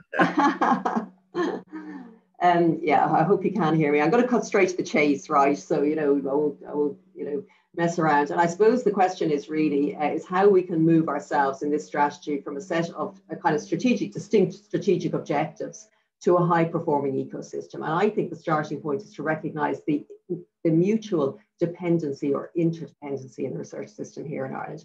So a lot of, for example, just to give an example, a lot of the work we do in health relies on the higher education system. When you look at the enterprise agencies and the investment they're making in life sciences, they actually need a research active health system to be realized. So I think it's really important our strategy and implementation of the strategy reflect that interdependency in the system. And I think in practice, the biggest problem we're going to have there, or we do have generally, is working across sectors, identifying those common goals and then working collaboratively to achieve them. Because I don't think traditionally we've been very good at that. Now, we did have a nice example last year, and a lot of people point to it when the agencies came together for the COVID rapid response called, again, HRB, IRC, SFI, EI, all working together with our own target communities to support COVID research. And it certainly showed what we could do when we put our minds to it in a short space of time.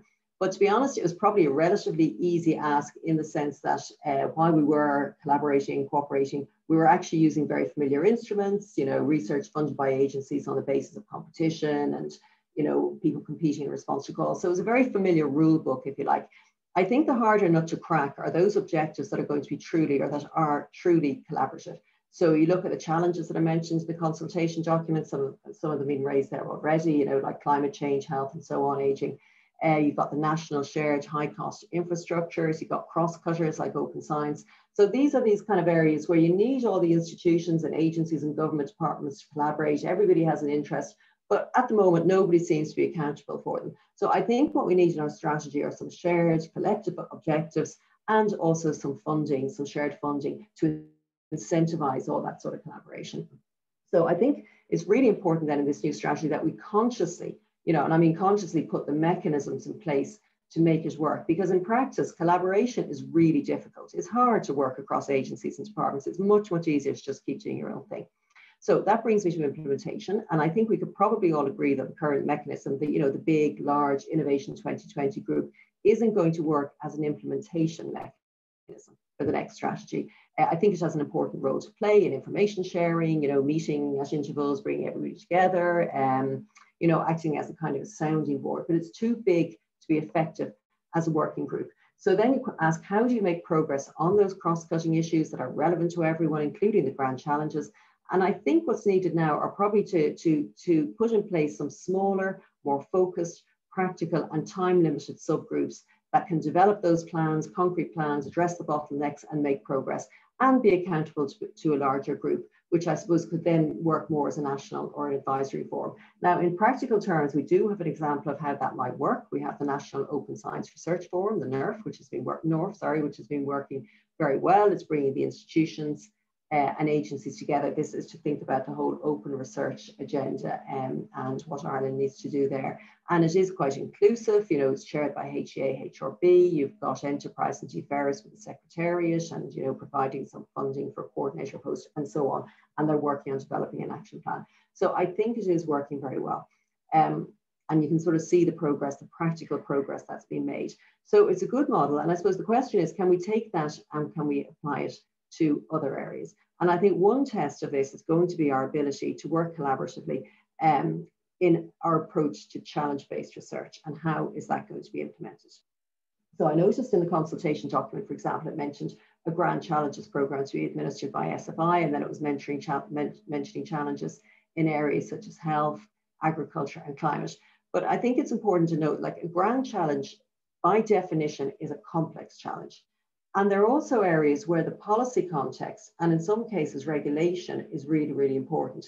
So it's not just about the science. So I think we really, really need some joined up thinking. And I just think it's, you know, with great respect to everybody, I don't think the answer to every grand challenge, for example, can be to set up an SFI centre. So I think, you know, if you take an example like precision medicine, genomics, if we want a national approach, we need the health, you know, we need health, we need enterprise, we need education at the table from the start, and the patient voice as well, the public voice, scoping out those issues, identifying actions, coming up with a plan to make progress, because all of these sectors and all of these agencies and departments have a part to play. They're all stakeholders in the truest sense. So I think we want to succeed, we have to need, you know, the right people around the table from the outset. So I suppose in summary, if I can just finish up, I think there's going to be broad agreement. I don't think we're going to have too much disagreement on what, you know, and what we need to do. And even on priority strategic themes. But I think the key to our success is going to be the how. So I suppose, you know, to quote or misquote the minister, you know, our ability to get our act together, I think that's what's going to make the difference. So I'll stop at that point in case I cut out again.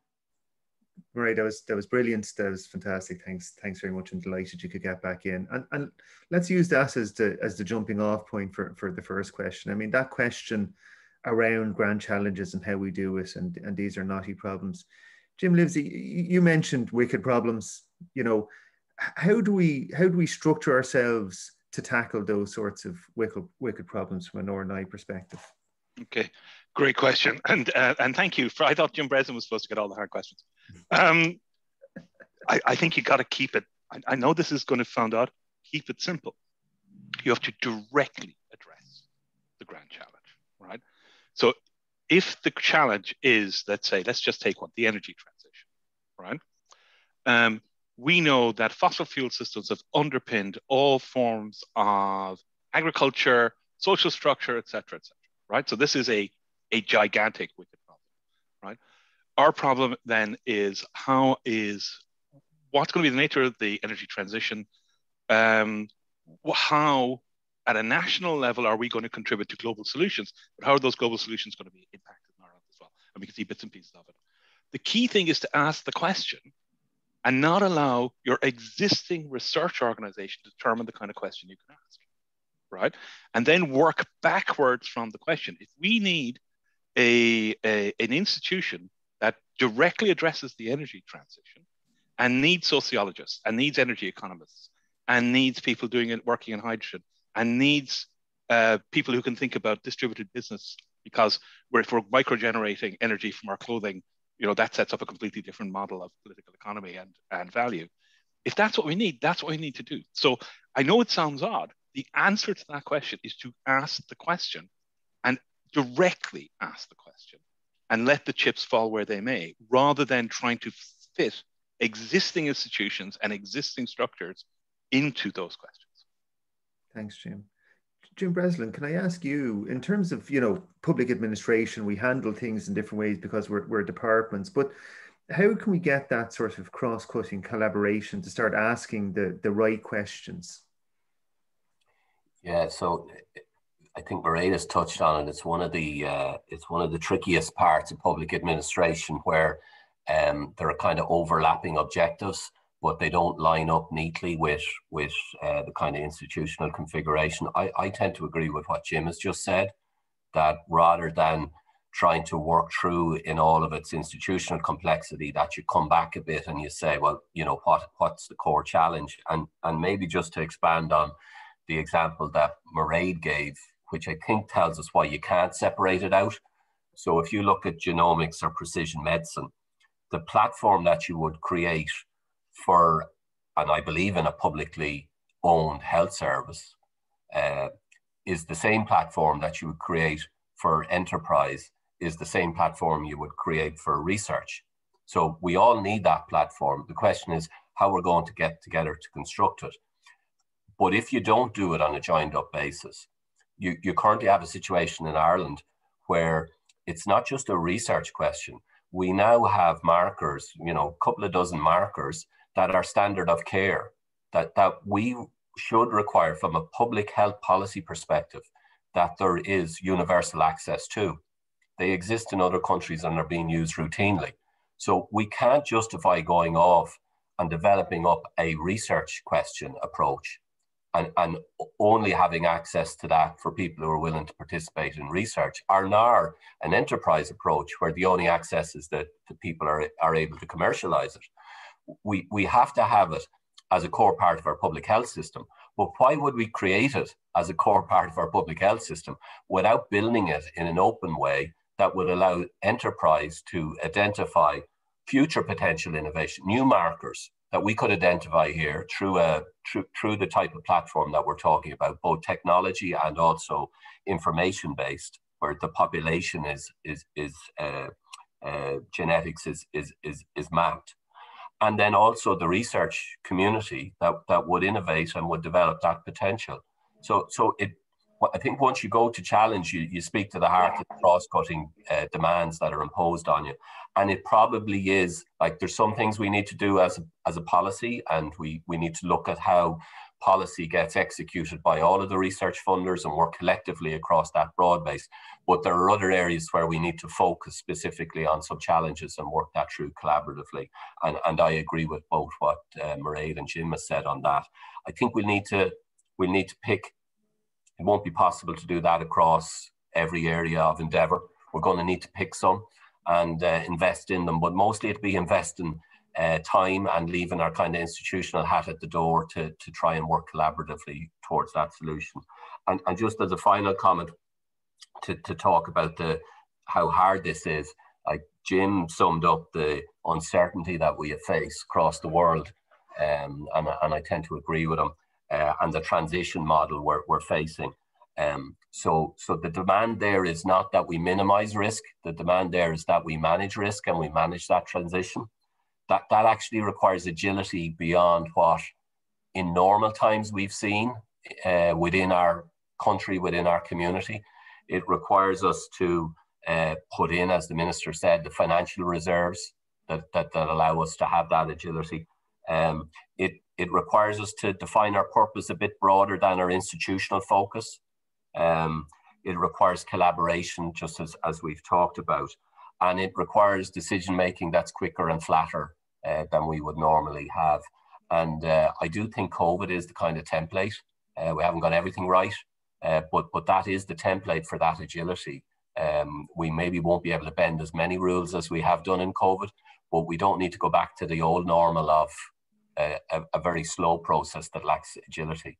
So in short, Keith, I'd like us to see us, as well as develop up cross-cutting policies, to pick a number of areas and to be very collaborative around that, and to develop up some rule sets within those areas that give us agility to try things and build things and move forward across the range of public policy goals that we have.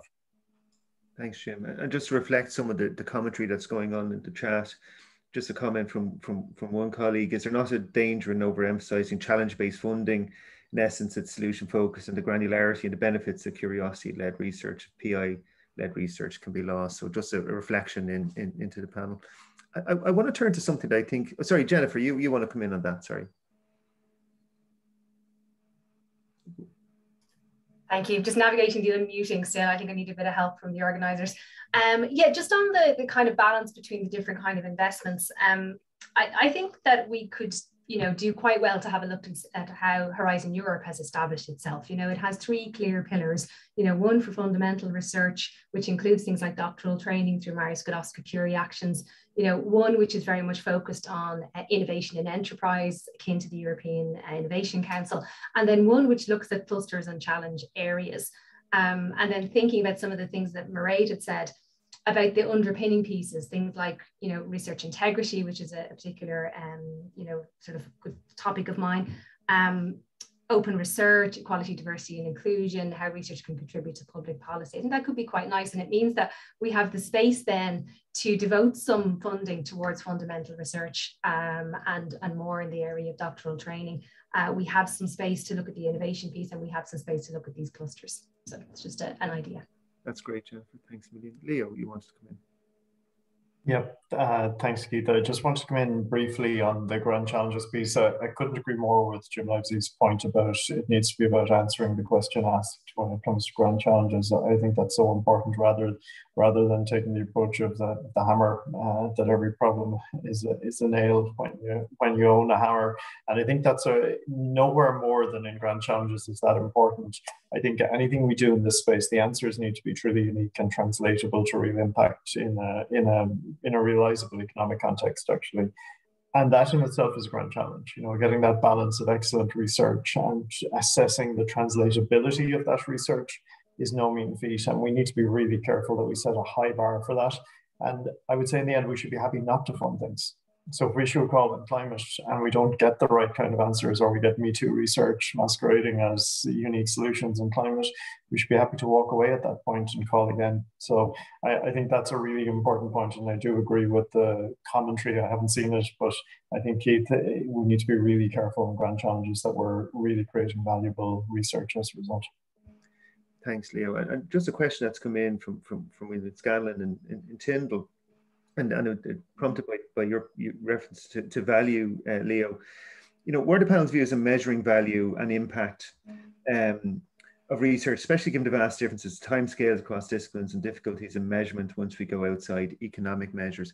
Goran, do you have a view on that question of how we measure impact? And it's one we run up against, when we have discussions about funding. How do we measure this against other things that could be funded from the public purse? Oh, I have a lot of thoughts about that and the state of evaluation practices too. First of all, if we would agree that, which I strongly argue for, that we need to address those challenges directly and ask those fundamental questions and set those bold and ambitious targets of systemic change, okay, which I think is important. Then evaluation and evaluation practices to go there.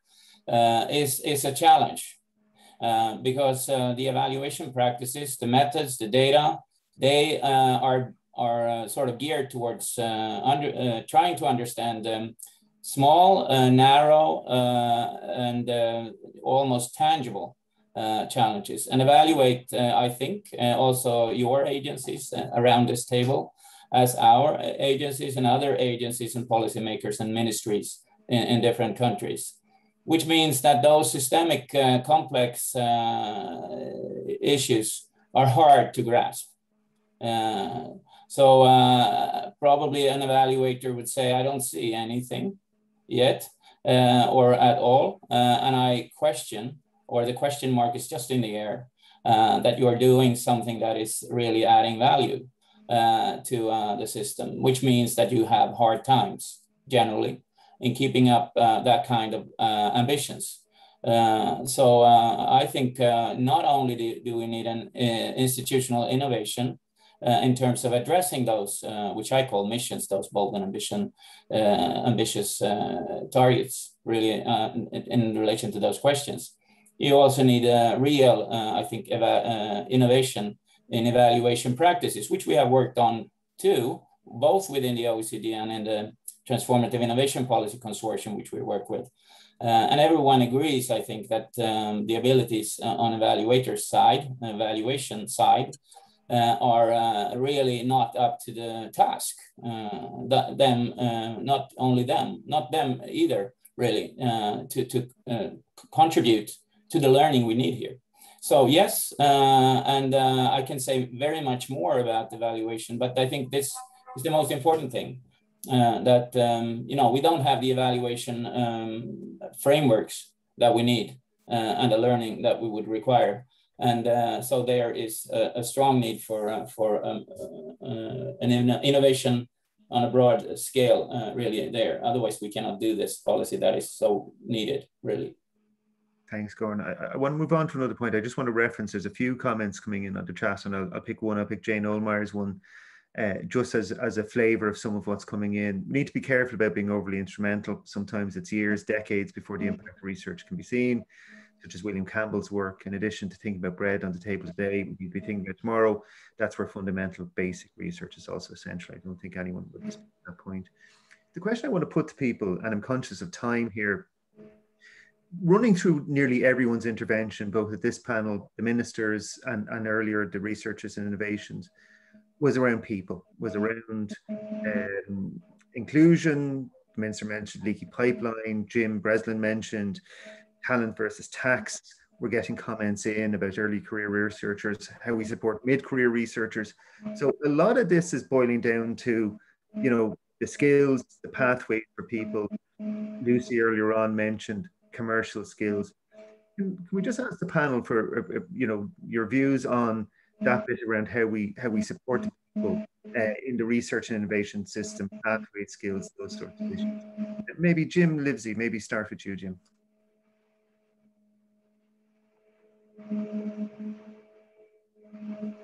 You're mute, Jim, sorry. Yeah, that's right. No, it's a central unmuting system, which gave me 2 seconds to think of the answer. There is enormous experience around developing and addressing this issue. And it's precisely about, it happens in the graduate schools are the key bit. How you've set up graduate training and the set of skills you put into the PhD is the kind of beacon that then flows down into the education system and upward into the research and innovation systems, right? If you have PhDs who are modeled to be in their silo, that's what you get. If you create graduate schools that have a broad understanding of the nature of graduate training and are well funded, and I would look to the Dutch models or the Scottish models for this, that have a 5-year PhD and understand that if you ask more to go in, the 3-year PhD you can't do anymore, right? And you've got programmatic PhDs. That doesn't solve all your problems, but that creates the cohort of researchers who are calibrated to do the right things. And then all the other things you need about being massively international, recruiting the best talent, no populism, et cetera, et cetera, et cetera. It's important. The other issues around equality, diversity, and inclusion are central. Without values at the base of this, really strong democratic values, you are absolutely going to work. That's great, Jim. Thanks. Marie, do you want to come in? Yeah, I was just going to come in there. It's really, really important, actually, the whole talent pipeline, because if you're not supporting people, then it's you're not going to get anywhere. I think there's different component or aspects to this, I suppose. I mean, there's the importance just of a national career framework. I know in the HRB we put in place a health research career framework, which we try to sort of make sure that we're supporting people at different levels and in different ways, and that there's a flow through. But obviously that's very sector specific, and it's smaller scale. So I think some sort of national research career framework would be really important if we could agree that. I think on the graduate training one, the graduate training programs are fantastic, but they do require longer term core support for I'm going to call them the core sort of training components. So, again, we have a long stand, it's been standing now or running for quite a while, a structured PhD training program in the area of population health services research, and it's been very, very successful. We found ourselves having to pay for both the kind of the coordination, the project management, all the kind of core courses, along with the scholars and the research projects and so on and so forth. And I mean, that's not really sustainable, and certainly you can't do that with any critical mass. So this is another area where really the HEA and PIA and others, probably if they could provide the core support for those graduate training, and then allow sort of the sectors, the funders, whatever, to come in and support the scholars, the programs, the projects, I think we could do a lot better.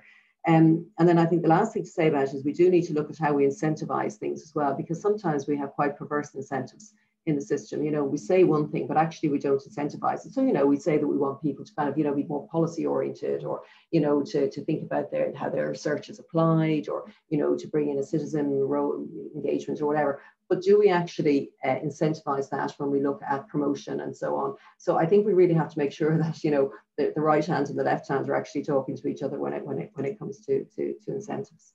Great, thanks, Marie. Jennifer, you want to come in? Thanks. Yeah, so Marie kind of stole my point, so I'm just going to reinforce it. I think one of the problems, I suppose, is the equity of access to structured doctoral programs. We don't have that across our whole higher education system right now.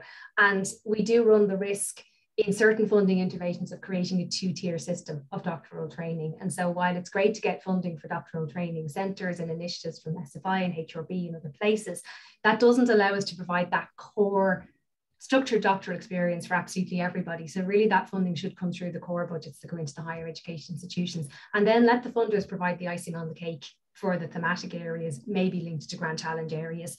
The other piece I think is around supporting our postdoctoral researchers. There is a burgeoning national researcher career framework, which IUA and PIA have been working on for many years with the department. It's just about to I suppose, officially launch. And that looks at ensuring that, again, continuing that thread of giving people a broad base of training and experience also extends into the postdoctoral period. Because again, we know that most of our postdocs, while they're a strong cohort of our workforce, will not have the opportunity to stay in academic positions unless we radically change our system. So we have to be able to provide those training opportunities for those people too. And again, that funding really should come through core as opposed to piecemeal through research grants. And then finally, there's the academic pathway and how we enable our academic researchers from the earliest stage of their career to be able to secure the kind of funding that they need to put them on the right track to research success in the future. Thanks, Jennifer. Jim Breslin, you wanted to come in.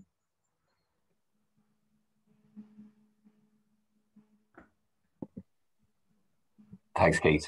Yeah, so I wouldn't say second guess. I agree completely with Jim and Mairead and Jennifer. Just two things. What Mairead has talked about and Jennifer has talked about, indeed, Jim.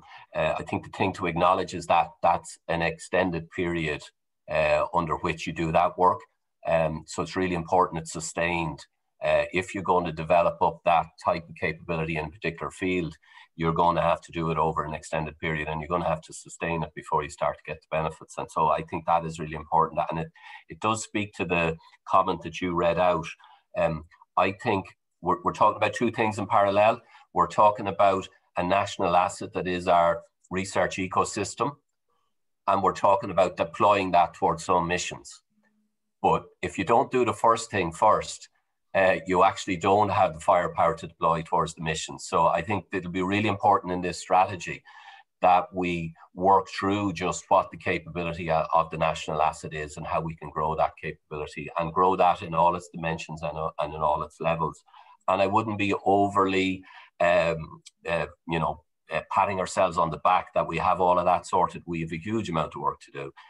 So like first year's budget this year, that the new department had, one of the early things we had to do was the IRC stipend for early career researchers, which just wasn't at a level that somebody could sustain themselves.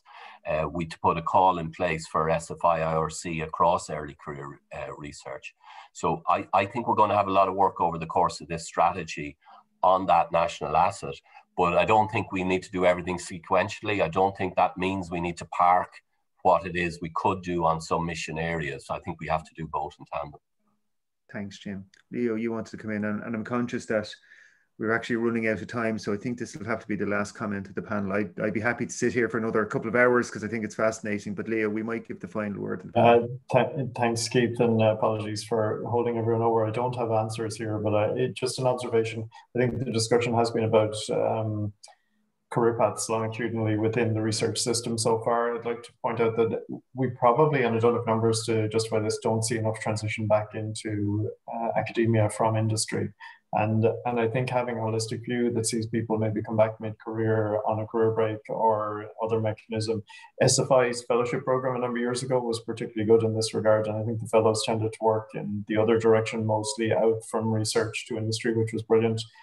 I think thinking holistically about how we make more of that happen would improve the talent base, the awareness and the knowledge of the system. And I know we don't have time. I was going to ask if Joran has a view about where this is done best in the world, but that's I think a really interesting one for us in Ireland and for you to think about in the course of your strategy. So thank you very much for hosting this today. It's been super interesting.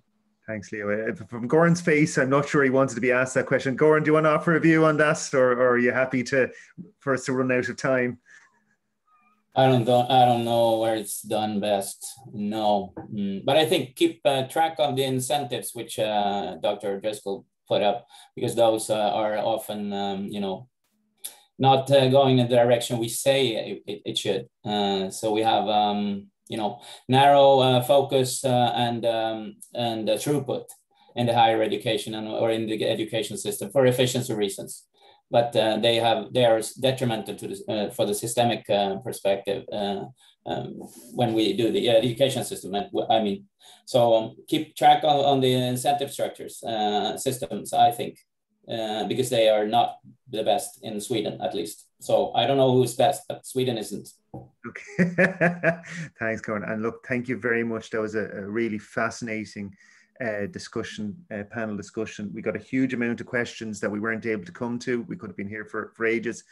We will have breakout sessions, so there's an opportunity to really dive into a lot of the questions that were asked in the chat. So what we're going to do now is we're going to go to a coffee break for 20 minutes. So we'll return to plenary at 11:50. So we'll start again at 11:50. So thanks again to the panel, and see you all in about 20 minutes. Thank you all. Thanks again to the panel for a really, really great discussion. I genuinely mean it. I could have continued in that discussion for a good long while, and it was great. And so thanks to the panelists. We also got a huge amount of questions that we weren't able to cover, and maybe just to give a flavour of some of the issues that were coming up. The importance of having a broad base in the system, including AHSS, so that we can deal with the unexpected. The importance of being inclusive in how we articulate things in the strategy, so how we articulate societal and not just economic needs. How we fund R&D, and also how we strike the right balance at different parts of the pipeline. How do we pick grand challenges? A point that Jim Livesey picked up and referenced to an AmCham paper that was done a few years back, and how we might do that.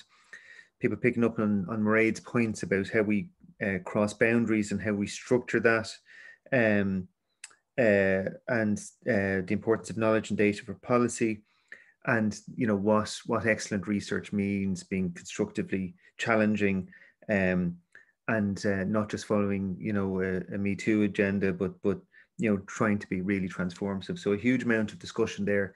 it'd be great to pick those points up in the breakout sessions. So what we're going to do now is we're going to go out into a breakout. So there'll be 12 great breakout groups, and you'll just be assigned to those groups.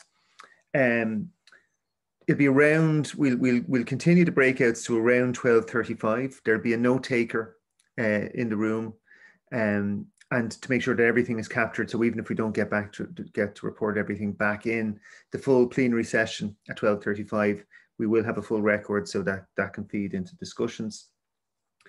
You'll also have a rapporteur to drive the conversation and to keep time. When we come back into plenary, what I might ask rapporteurs, we have about 25 minutes for the plenary session at the end. So maybe just pick one or two things, but certainly each rapporteur, there's 12 rapporteurs, so that's 25 minutes. I did fail maths in university, but I think that's about 2 minutes each. So we'll try and keep it short and to the point. Each group's going to be assigned 3 of the 6 areas for discussion, but we don't want to overly constrain that discussion. If there's things that have come up in the 2 panel discussions, in the minister's comments, other things that are on the agenda, feel free to discuss those. One thing that we are particularly asking people to focus on is area 6 in particular. How do we foster a more collaborative and impactful system? So what do we need to do to do that, to reach that goal? So towards the end, your rapporteur will prompt you to wrap up and select that key point from each area that we'll take back into the plenary. And again, just to reiterate, don't worry if your point isn't reported back. There is a note taker, and we will be able to capture all of that. And also, just as a general rule, if we can observe the Chatham House rule, so no attribution. So with that, we'll break everyone into the breakout groups and have a good session, everyone. And we'll see you back here at 12:35. Okay, thanks everyone. I think everyone's back in the room. I hope you had a great discussion. As I said at the outset, everything's been captured by note takers and rapporteurs. So we'll have an opportunity to capture that and reflect it back in our own considerations. So in the sort of 25 minutes that we have available, what I'm going to go do is going to go to each of the rapporteurs and ask them maybe to give one big point that came out, and maybe try and restrict, challenging job, but try and restrict it maybe to 2 minutes, just to get a flavour of some of the big issues that were coming up. Just in terms of helping the colleagues who are picking people out, when I call on the rapporteur, you might just raise your hand on the raise hand function on Zoom, just to allow it to proceed a bit quicker. So we might start with group 1 and Kieran Shoga from Science Foundation Ireland. So Kieran has raised his hand. There you are. Kieran, over to you. Okay, am I unmuted? Yes, that central unmuting function. Right, two minutes to summarize what was a very detailed conversation with a lot of really good points raised. So, a lot of our discussion we started off was around the mission-oriented approach to grand challenges. And so the discussion there, there's a lot of things, recognition that this is something that needs to be not just, aiming for a mission, but also recognizing the need for transdisciplinary or multidisciplinary approaches, and then multi-actor approaches, which is an interesting concept to add as well.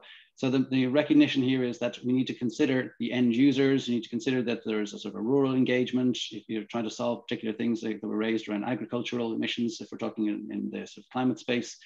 So a lot of discussion about recognizing that. And then that obviously evolved into a question, which is something we really do need to give some thought to, which is exactly what is the next step from here? How do we co-create these challenges? How do we define what the targets, what the missions, what the key questions are, that top-down setting? And that fed into that other challenge we're trying to address here, which is that collaborative and impactful system. Because naturally the two things dovetail, so that we need to work collaboratively across the system to define those challenges that are meaningful. And then to be able to think about the instruments that would follow on, so that when we are doing that mission-oriented stuff, it isn't just something that terminates after a 3-year project or a 4-year project, but actually has some sort of instrument that sustains that, because this is something that would be chosen because it is of strategic national importance. So those are key conversations. Just briefly in some of the other areas, in terms of regionally rooted and internationally collaborative, recognizing that grand challenges missions are also something that everybody else is trying to tackle internationally, and we should learn from those, partner with those, but recognize that there is a lot of competition internationally too, and that we need to be, keeping a weather eye on that at all times. That's brilliant. Anything else, Kieran? A lot else. If you're conscious of your time. That's brilliant. Look, sure, we can feed it all back into the full picture. So thanks for that, Kieran. Really appreciate it, and appreciate you keeping to time. Next up is group 2 with Alison Campbell. Alison, if you can put your hand up. Alison, there you are. Alison, fire away. There we go. I've also done the magic thing. So Keith, do you want a bullet on each of the 3 areas that we discussed? Yeah, whatever way you feel it's great. Right. Great. So we talked about R&I and economic recovery. Key message coming out of that: sustainability and saturation. Sustainability, long-term funding investment, and actually a well-invested in research system attracts industry to it. Big issue about equipment and the quality of equipment that's available to train to do research, also to give industry confidence. Saturation in terms of complexity of the system, the number of different kinds of centres, the potential for a great deal of overlap, and therefore running out of companies who can actually work with them. And again, there's a whole sort of navigability issue and something around KPI there. We looked at talent, a very, very clear message, because we were talking about talent pathways, a very clear message: there are no pathways. We need to do something about that. We need to be able to define that better. And we also need to be able to engage industry, help industry understand what skills can be available to them, as much as we really help and support our researchers in understanding where they can go. And it's not just research, it's in other places. We also need to attract and retain, and there's a quality of life issue around housing, transport that we really mustn't forget. It all joins up. And then finally, we talked about a collaborative and impactful system.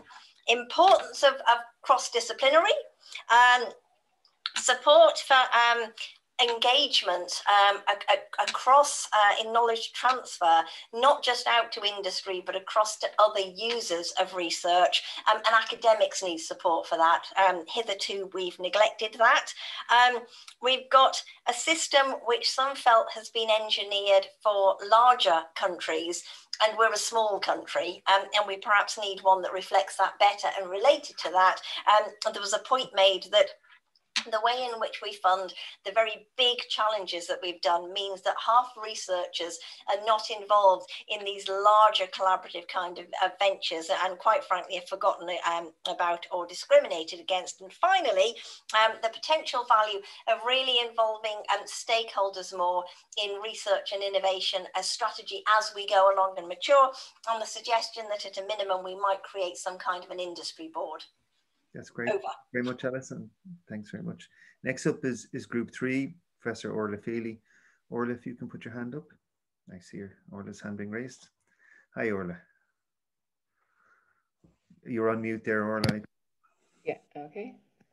Okay, so we talked about lots of things like others, but to be very quick, I'll talk about one we came back to a lot, which was infrastructure. Now, we talked about infrastructure at various levels. There's the really, really big strategic important infrastructure that needs to be shared, it needs to be accessed by all, it can't be replicated all over the place. There's the smaller infrastructure within every institution that was invested in previously under the likes of PRTLI, but now it's out of batteries, out of warranty, not working anymore, and we are unable to deliver on existing research commitments and take on new grants because of that.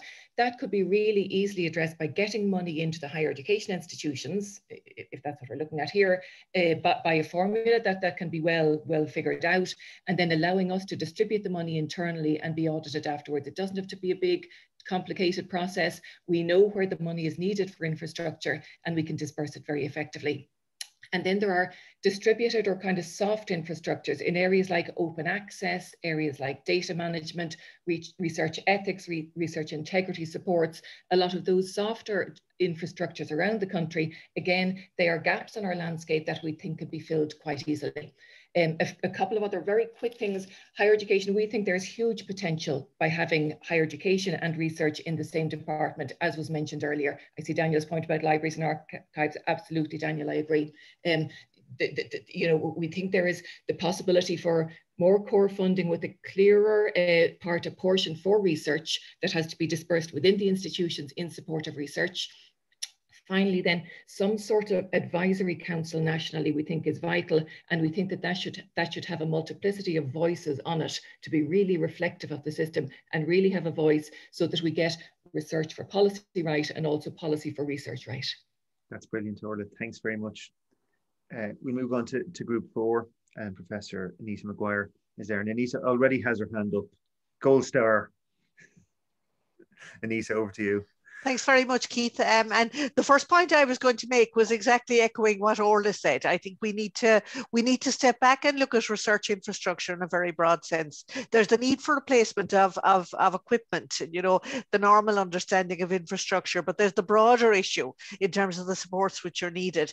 And I suppose we need to recognize that supporting infrastructure is not best done through programmatic funding. There's a continuum. If you buy in a large piece of kit, the ability to sustain that and maintain that beyond the original program of funding is a major challenge, and broadening it out into the softer supports. So I totally echo everything that Orla said. Another issue, we were focusing on the importance of mission-based funding, and we think, you know, mission-based funding is very important, but we have to recognize we're competing globally with other countries that will be doing the same areas. So we need to make sure we're areas where we have unique capability and capacity to deliver. And it's critically important that if you bring in these large challenge-based funding, that it's additional, that it's on top of the existing system, not replacing the existing programs, because it's critically important. There's a continuum. If you attract in the best and brightest PIs internationally, they expect an ongoing program of funding which supports people at all levels, you know, starting researchers, mid-career researchers. They expect to be able to compete for investigator-led projects over the period of their career. So we can't stop one initiative to start another initiative. We felt that was really important. We said one of the key issues is, while there has been progress made in developing specific programs to support people at early stages in their career, there are significant gaps later in the career in terms of mid-career researchers where perhaps there aren't very many opportunities, and then the investment you've made at the early stage is lost because you simply can't develop that into the future. We feel the strategy should also articulate the importance of research activity for the quality of education in our third level sector. You know, having PIs who are research active enriches the teaching experience, and you know, if you localize all of your research funding in a small portion of the system, you're missing the opportunity that all of those people are more broadly across the system could bring to the table. So it's important to focus on this. And really, we felt it's worth looking at what's a healthy research and innovation system. A healthy system is a system whereby you have opportunities across all disciplines, where the brightest and best researchers can pursue their ideas simply because they're excellent. They really are at the cutting edge. And then you build the strategic research initiatives in targeted areas on top of that solid platform of excellence. And you need both. It's not one or the other. You need both of these. But for a resilient research community, you need the strength across the base. And then when things happen, as we've seen in the last year, you have the people in your system who you can draw on to give the resilience for the overall benefit for the economy. I suppose overall, we felt the ambition expressed this morning by the Minister for the Ireland's research and innovation system, and the opportunity, as the public has appreciated the role of research over the last year, the opportunity to turn that into reality and greater investment is probably never better than it was before. That's brilliant, Anita. Thanks very much. Move on to group 5 and Marcus Brandon. Marcus, you can put your hand up.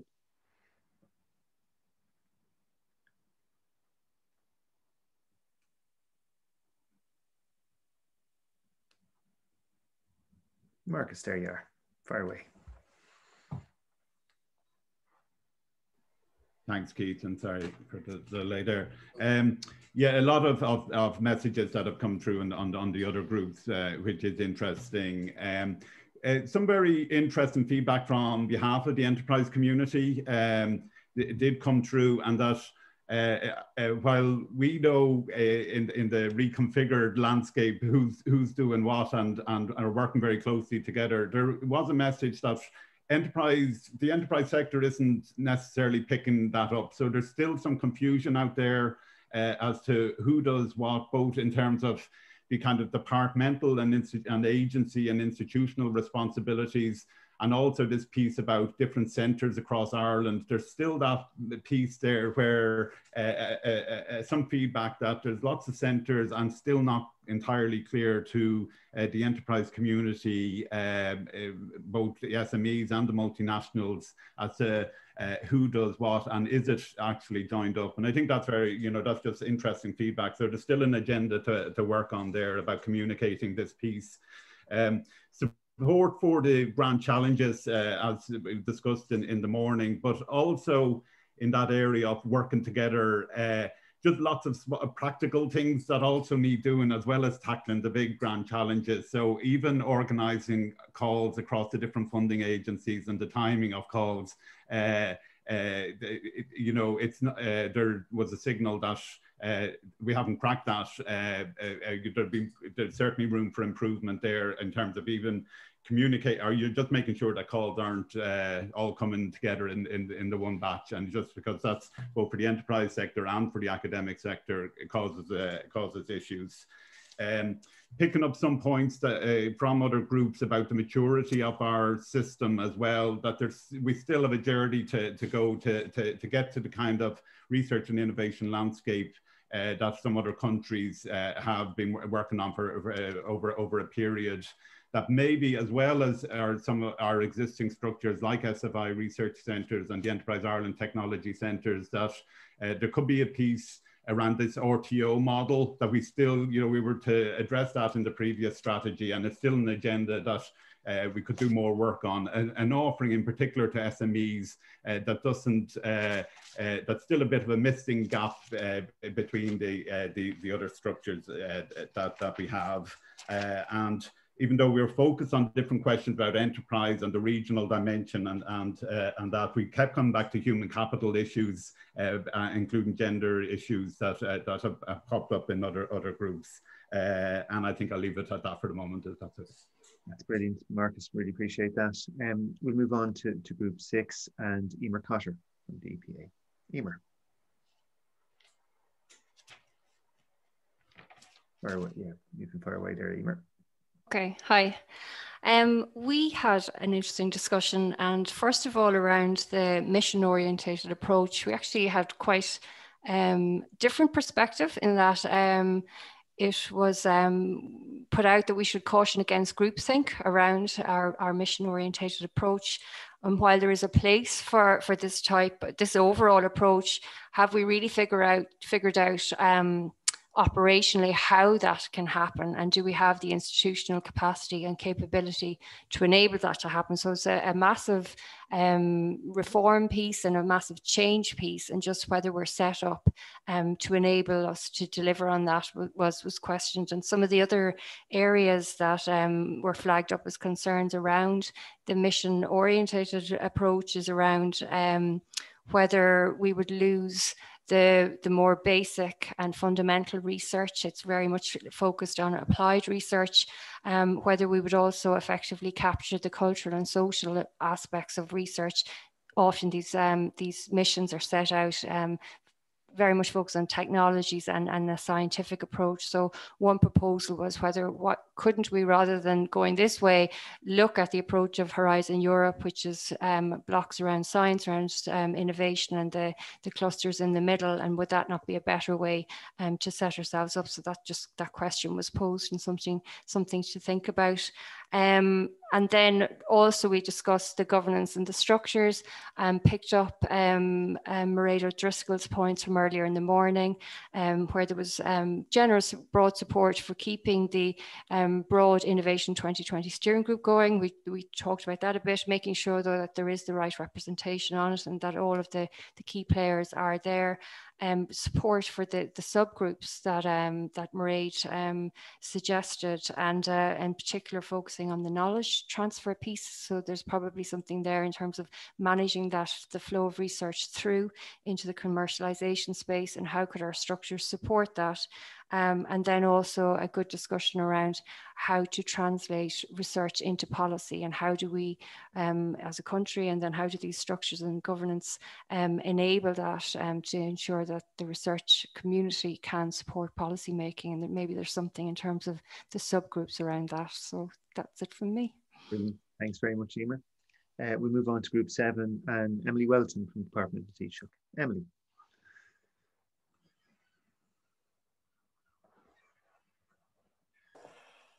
Thanks, Keith. From our perspective, so we were very much looking about supporting the economy, and I suppose it could be really summed up in the word collaboration. So on the structures, there was really strong consensus on the need for more partnership, not more structures, and this idea of it's not about reinventing the wheel, it's about creating more fluidity with what's there.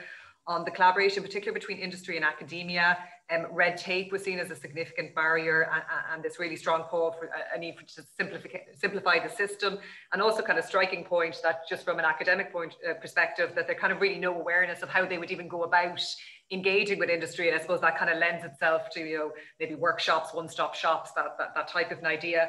The human capital was a really strong talking point, and kind of a very interesting perspective was to really go back and look at it from the individual level and where their incentives lie. And I suppose you could argue that the system is maybe structured so that for your career to progress, you're chasing publications rather than chasing nice collaboration with industry for something that might prove fruitful but might not, and do we need to look at the incentives there? And I suppose a related point is the quality of life issues. So if you're looking at, you know, if it's difficult to become permanent, to become established, then how do we incentivize people to go down this career track and to take the kind of risks and that idea of falling through the funding caps at the earlier stage of your career, and how it might be maybe easier for someone that's established rather than someone that's starting out. So they were our main points. Thanks very much, Keith. Brilliant. Thanks very much, Emily. Group 8, we'll move on to Professor Jane Ohlmeyer. Jane. I think you're on mute there, Jane. The department frustrating the academic community, gagging academics, terrible stuff. There we go. Great conversation, Keith, and a very good session. We had a few things, general points we wanted to make. We want to build on the strengths developed in Innovation 2020, but we are very worried about the focus on grand challenges, because it's all about who picks the grand challenges. And then we're worried about lock-in effect, and we simply don't have the scale. So, I mean, it's very high risk. So I just want to put that health warning out there. But we do want a more radical approach, and we'll come back to that in a moment. We also would really implore that the strategy be the fruits of collaborative, genuine collaborative and consultative engagement, which I know is the case, but we just want to underscore that. So in terms of supporting the talent pipeline, we were very clear it needs to be across all career stages, all disciplines. And it's great to see the conversation in the chat about AHSS. We were very clear about the importance of and the excellence of the graduate schools, but only if they're appropriately funded, excellent mentorship, an appropriate staff-student ratio. Very important that our early career researchers have a minimum nationally agreed living wage and stipend. It's about quality. We also talked a lot about interdisciplinarity and transdisciplinarity, and that's why I put the reference to the Shape ID project in the chat, and embedding this across the ecosystem at all stages. In other words, the undergraduate curriculum being research informed. In terms of building a strong research and innovation environment grounded in excellence, again, all career stages, all disciplines, the importance of mentorship, the staff-student ratio, but also taking a much longer term perspective. It's all about building a sustainable and stable pipeline, thinking about research infrastructures, not going to repeat that, and having a balanced research ecosystem, but also being able to tell and show the importance and telling our story about why research matters and makes a difference. The final point we just wanted to make was around Area 6, foster a more collaborative and impactful system. We stressed the partnership approach, a discussion around the importance of standards, impact for research for public policy. However, what I'd like to fly here is a kite that we've been flying members of the Irish Research Council, which I think cuts to the ambition that Minister Harris articulated and that Mairead, but also Jennifer and Jim and others also hinted at, we have a Whittaker moment, an IDA moment. We need to look and be sure that the architecture actually supports the ambition. So we in the IRC have been suggesting a national federated agency. In other words, we use this moment to have a system, a research ecosystem that is truly fit for purpose, that has a number of elements to it that I think captures our discussions. One is the innovation and mission piece. It's more top down. One is the bottom up, PI driven talent, excellence, blue skies piece.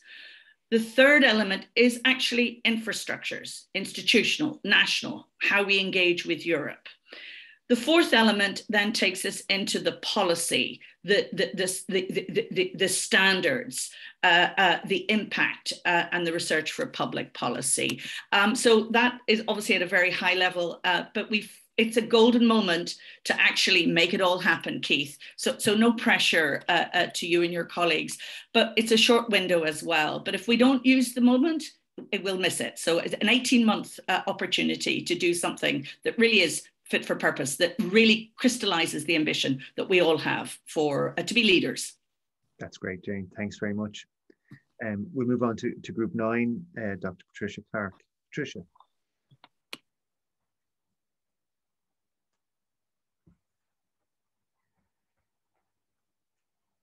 There you are, Patricia. Sorry, I think you're on mute. Yeah, good. Can you hear me now? Yep, we can hear you. And not to go over things that were mentioned already this morning, but just to hone in on a couple of key points that were made in Group 9. So really in looking at the research and innovation environment and how that's grounded in excellence, again, the research infrastructure and the need to differentiate between large scale national research infrastructure and research equipment. The need for a longer term roadmap beyond the term really of the strategy that for things like data management, and the need to align EU and IE investments. So other member states are examples where there is a dedicated agency for research infrastructure which has that longer term view, which drives sustainable funding mechanisms, and memberships of EU funding was cited. And really the agreement that the need to drive centralised infrastructures which would naturally drive this collaborative approach. And finally, just on the incentivizing piece, and this has been done elsewhere in places like Europe University, where there's reward for all different aspects of the research portfolio, rather than just looking at things like journal impact factor and the role that that plays in the research ecosystem. Looking at the second area, the research mission orientated approach, there's a need for missions to be aligned with the government policy objectives, which often aren't quite well understood by all. So that focus on policies, how they align, and where the specific role of research and innovation plays within that. And there were examples given like carbon capture and storage. And one of the suggestions was for a national horizon scanning group, which would help to identify the challenges and help to bring everybody up to speed and more expertise and knowledge around what the actual objectives and the government policies are. There was a welcome for the transitional and transformative nature of challenges and the discussion this morning, but also a plea that it would be outward looking and not just within an Irish bubble, that attention needs to be given to alignment with Europe. And sometimes there may be tension here, and thinking around the strategic autonomy agenda and the FDIs and the approach there. But also that we're not the only member state looking at this, and we need to have a joint up approach across other member states.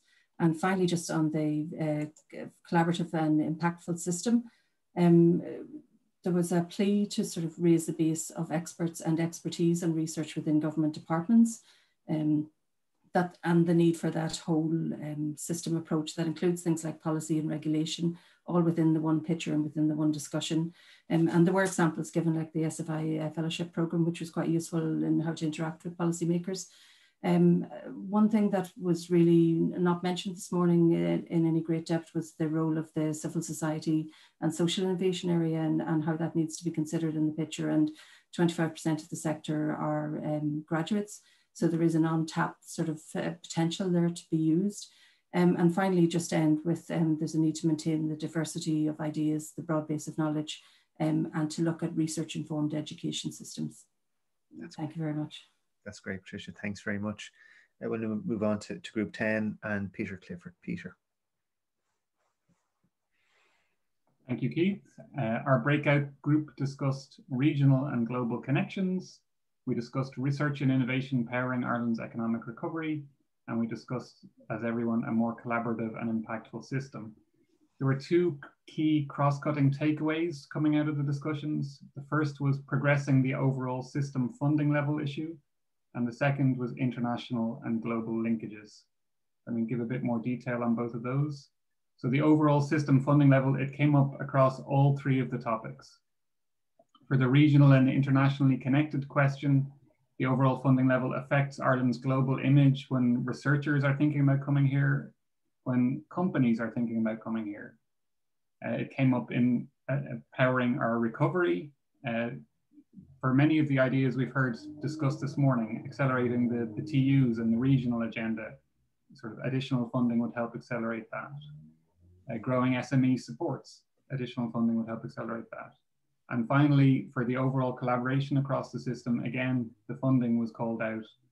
For example, bidirectional public engagement, additional funding could help with that. So those are just examples, but I hope I'm being clear. It was across everything, a true cross-cutter. The other key finding was about international linkages. Research is now global, and Ireland has to be plugged into that as a small country. So is innovation, of course. So we need to be looking outside our own island and talking to colleagues and agencies and departments around the world. Horizon Europe, the importance of Horizon Europe was reiterated, and of course the all-island partnership in the new era post-Brexit. So in summary from the group, funding and looking outside our island. Thanks. That's great. Thanks very much, Peter. We'll go now to Group 11 and Niall McDonough.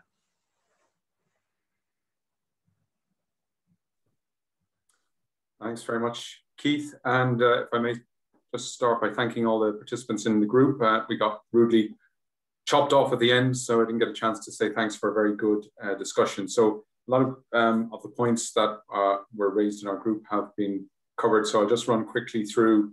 Firstly, area 1 on the missions. Similar to previous points raised, there was general support for the use of the mission approach. By and large, it should be additional, and I think that was made already, not replacing a lot of the more existing and instruments. There's always room for innovation in those instruments, but it's not a zero-sum game either or. Although there was one viewpoint expressed that it should replace the research prioritization from one of the breakout session participants. Choosing the mission challenges is going to be key, and again, it's been raised. Asking the right questions is going to be absolutely important, critical, and setting the challenges at an appropriate level. It was suggested that how to do that is a research question in its own right, but of course we can't wait around. We've got to learn from best practice and look to where this is being done.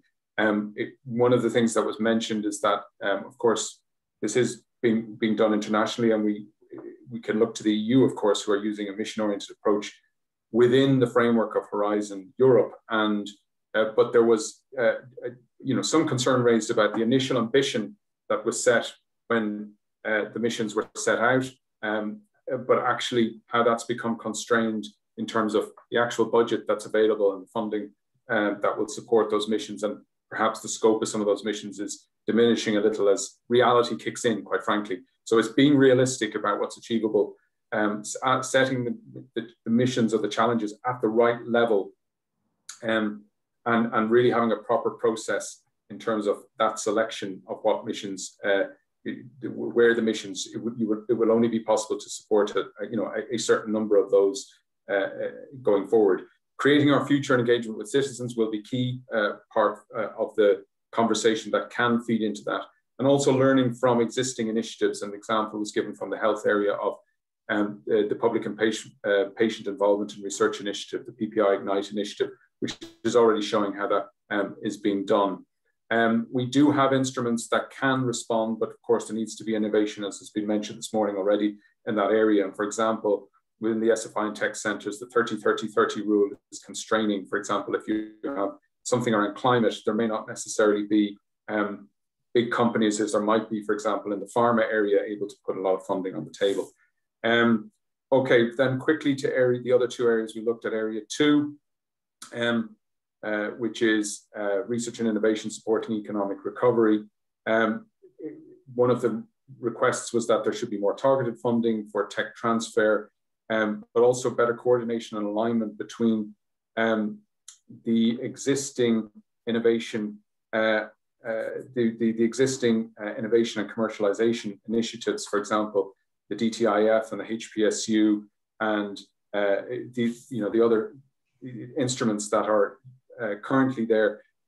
They don't always line up very well, and we need some kind of better coordination alignment between those and a clearer path for applicants to really be able to navigate that system in order to commercialize research. And then the final area is area 6. Just briefly, some points coming out of that.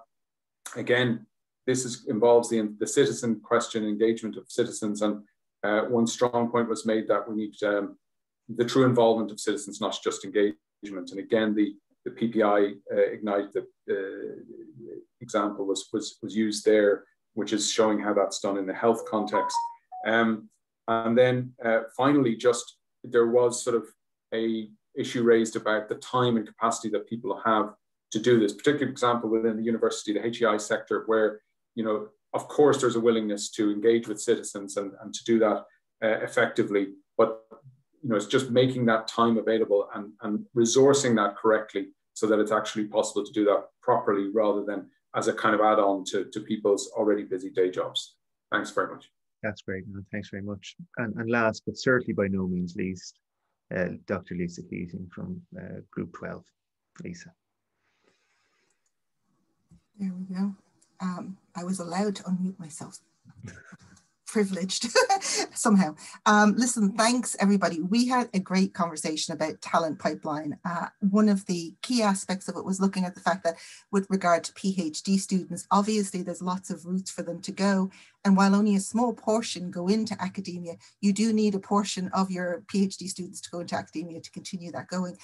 And there was a real focus there, a discussion about how, we have another issue in terms of lecturer-student ratios. So there is a real need to increase the number of places for academics so that you address the student-teacher ratios and also give an opportunity to the talent, the very best of research talent will go into academic careers, or some of it will go into academic careers, and there needs to be an opportunity to do that, otherwise they'll go elsewhere. So there was a lot of discussion then about where is the elsewhere as well. Colleagues with the enterprise looking at it saying, do all of our enterprises actually need people with PhDs? So is that the case? But we also know that a lot of people with PhDs don't go into academia, don't go into R&D roles in enterprise, but they do have 98% employment or more than that. So where are they going? Are we equipping them with the skills that they need to be able to really add to the different sectors that they're going in, but not to be so limited in it, but to look at where do they need to go and are we preparing them to go there? So there's a lot of discussion, and particularly in terms of the targets then, if we're looking at targeting a number, is it too high or too low what we had in Innovation 2020? We really need to look at that on a sector by sector basis and decide what would be a good number. So there was big support for that. The other area that we looked at was research excellence, and then this kind of rolled into our conversation on the final question that everybody was asked about, which was fostering a more collaborative and impactful environment. And I suppose the conversation started with reflecting on today's discussion. And while it was seen to be quite helpful in terms of the consultation document and lots of questions there to help guide people, that there might have been an unconsciousness in terms of a focus maybe on economy. Some of the people in the group felt that way, particularly the lack of AHSS and the opportunity for AHSS. And also when you look at it in terms, I think one of the other groups mentioned this, when you're looking at it in terms of missions, you're really talking about research that is for all of society problems. So therefore you need to bring all disciplines of research together towards that. And it was just feared that there was kind of an unintended element of looking at it from a tech point of view and not looking at it from across the broader aspect of it. I'm probably going to miss something, but a lot of our discussion then turned to not only infrastructure, as Orla has talked about, the infrastructure that's needed in the campuses, etc., but the infrastructure at a much higher level across organizations and what is needed there. So there was a lot of debate, and realized that there needs to be a real strong discussion about what the future architecture of not only, you know, the funding agencies, there was talk about the complexity there, but there's a great need across different sectors, such as health, etc., for them to have funding agencies and for them to have, you know, their own policy piece. But we need something at a leadership level, at, you know, on Taoiseach's level or whatever across the board, to be able to bring that all together, to make sure that the different streams of research funding and the different streams of research policy are pulled together. So we talked a bit about the need for, at a very, very high level, where you have the evidence-informed research policy and you have the decisions with regard to the overall funding package for research. And then we talked about the need for a specific piece that on research policy, how that would need to be there, how you have the funders underlying it, that, and then you have the research performing organizations delivering on that. So I think the message really coming from the group was, no matter what we do with the system, the most important starting point is the overall architecture of what we're going to be living with for the next decade or more. So that's really where the emphasis was. And I think that just provided a lot of good ideas across the group, different ideas, but it needs to be pulled together into some kind of coherent proposal for going forward. So I'll finish there. Thanks very much, Lisa, and thanks to all the rapporteurs. A huge amount there, a huge amount from today's event. And I know when we get the notes from each of the sessions, a huge amount more. Just maybe to give you a sense of what's next, we're going to have to think about this. We need to reflect on this. We're genuinely open, those of us who are developing this strategy, we're genuinely open to listening. You know, the consultation paper is not the strategy. It's a way of posing questions. And, you know, it certainly sparked off a lot of engagement, and we welcome that. The public consultation is still open. It's open to Friday, the 9th of July. So we really would encourage people to submit submissions to that. Helps us. The more we get in, the more viewpoints, perspectives, insights we get in, the better we're able to reflect back in whatever strategy is developed that we bring to government. And also we'll be doing some more curated discussions with different stakeholder groups to reflect areas where there's big issues or big particular stakeholder issues. So we will be doing that. So I just want to thank everyone for their engagement today. It's been a fantastic discussion. I've learned a huge amount. I know other colleagues I've been talking to felt the same. I want to thank Tom Duke from Revolutionaries for facilitating the event so expertly. I want to thank all the panel members, the participants, rapporteurs, and the note takers.